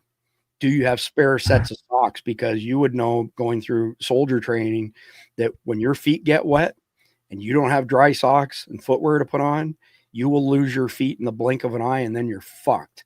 So extra socks, first aid kit, a way to defend yourself. Now, people have different ways of doing this, and there's no right or wrong way. Myself, I pack a ton of stuff in our truck, okay? And I have multiple bags in the truck. Depending on what the scenario is, will determine what I put on my back. If we're, for example, 15 miles from home, I'm not taking any shelter with me. I'm not taking anything, much food. I'll take snacks because I can walk home in one day, and I'm going to walk home in one day. I'm not going to try and sleep on the road and risk being out there any longer than I have to. If you're even further away, though, then you have to take into consideration, what are you going to do for shelter? What are you going to do for more food than just, snacks, et cetera, et cetera. I don't know what something about those guys. I thought it was maybe about us, but anyway, doesn't matter. Apologies. So it's hard for us to maintain an element of secrecy because of what we do. And I'll say this. Don't put all your eggs in one basket is the best way to do it. So if you're somebody who is not in the public eye like we are, stock up all the basics, okay? Food, water, ammunition, guns. Don't tell anybody about it. They don't need to know, okay? And then the next thing is, don't put it all in one location, hide it in different places. If you don't have a physical different place to go, look into burying caches for certain things. Think of the things that the bad guys would want to take from you. So again, don't put all your shit out there on social media as far as what you're doing. And when you're looking at the community support, right? So MAGs, mutual assistance groups, still keep some of your cards close to your vest. Don't give it all up. If you're going to be in a group, you have to give enough up to bring value to the table. Because if you don't, you're probably not going to be staying in that group. But it doesn't mean that you have to give up everything that you have and how much you have and where you have it and so on and so forth. Keep some of your cards still closer to your chest. And that's my recommendations. Brad, what do you think as far as secrecy for people in their prepping strategy? Well, I'll preface that because, when I was in and we were deployed, you and I had done the National Grid show. Okay. And so I've been both in Toronto, and the lights went out in the Northeast, right? It was like 5 days, and got to see what happens in Toronto. Fortunately, it was summertime, so you could pull it out of the freezer and you could barbecue, but I was also deployed when, hey, part of the Northeast and the eastern townships of Ontario and Quebec City and Montreal, were under up to 2 feet of ice. And some people didn't have electricity restored for 8 months. Yeah. And so we got to see that the areas, at least outside of the urban environments, you know, in the townships, those who didn't have support, well, there were people that were the generators running at night. They were using concrete chainsaws to cut through the walls and take the generators, right? And so we have to go around. We're like, come on over, post up. Army's gotcha. We're from the government and here to help. So my preface to this is exactly in line with Chris. You got to keep certain things close to your vest.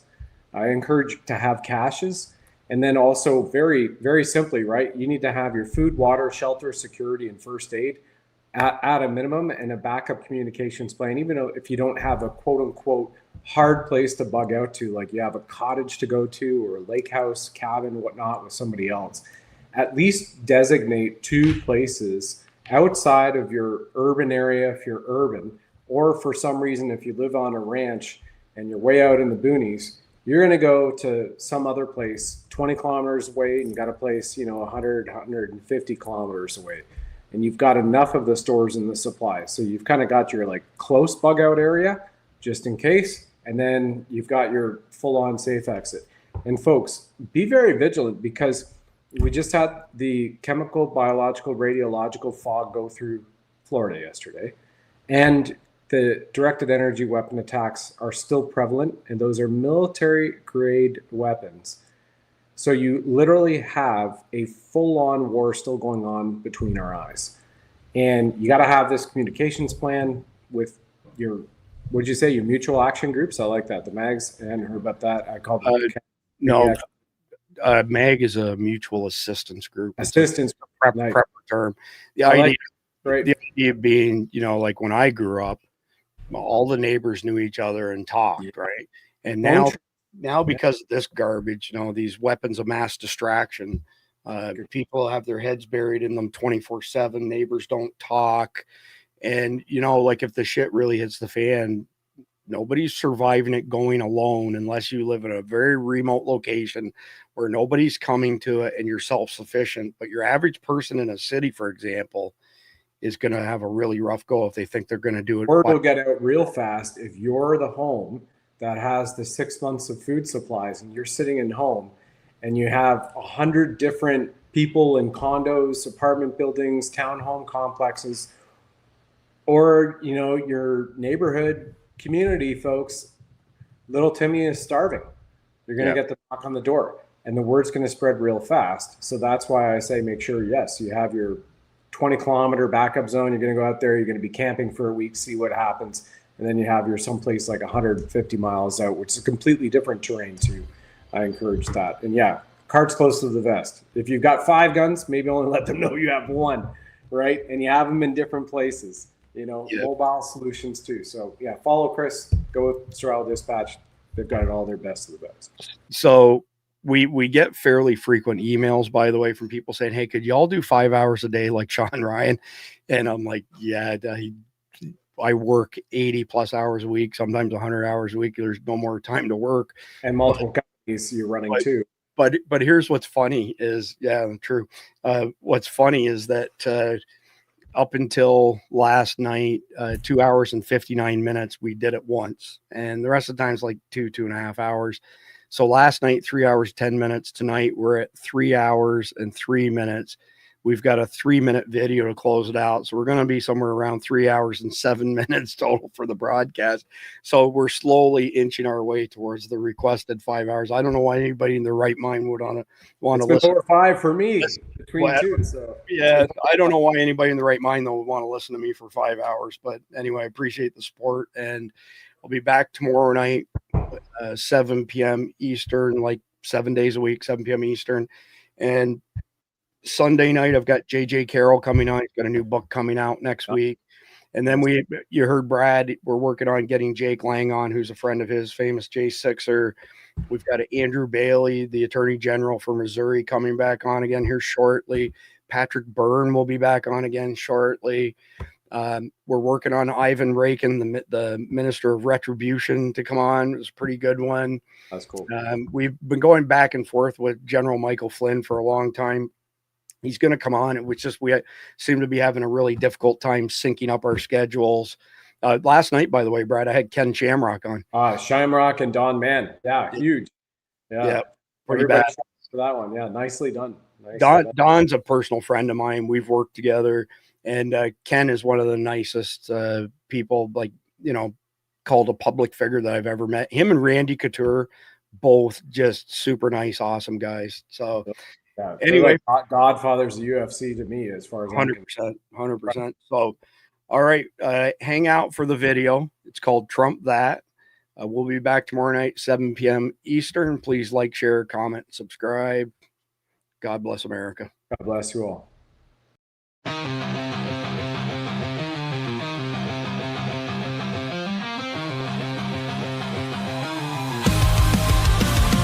In the land of the free, where the eagles cry, progressivism rose with banners held high.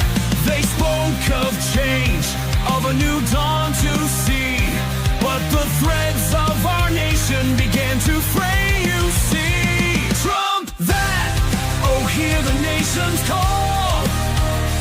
From the mountains to the sea, we'll stand tall. In the face of division, with hearts so bold. Trump that, a story of healing to be told. Dumb divide was deep, the voices loud, but from the shadows emerged a crowd. A man of business with a golden mane, promised to mend the fabric, to ease the pain. Trump that, oh, hear the nation's call. From the mountains to the sea, we'll stand tall. In the face of division, with hearts so bold. Trump that, a story of healing to be told. Through debates and tweets, through the night and day, he fought for unity in his own way. Economic growth, a wall to mend, a nation once divided, now to blend.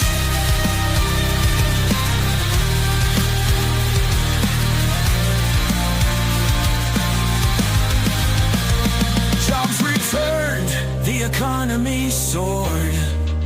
A new chapter written, a new accord.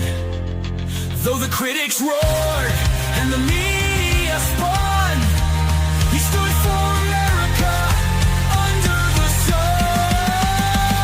Trump that, oh, hear the nation's call. From the mountains to the sea, we'll stand tall. In the face of division, with hearts so bold. Trump that, a story of healing to be told. So here's to the healing, to the red, white, and blue, to the promise of America, forever true. With every step forward, with every breath, Trump that, a legacy beyond his death. Why?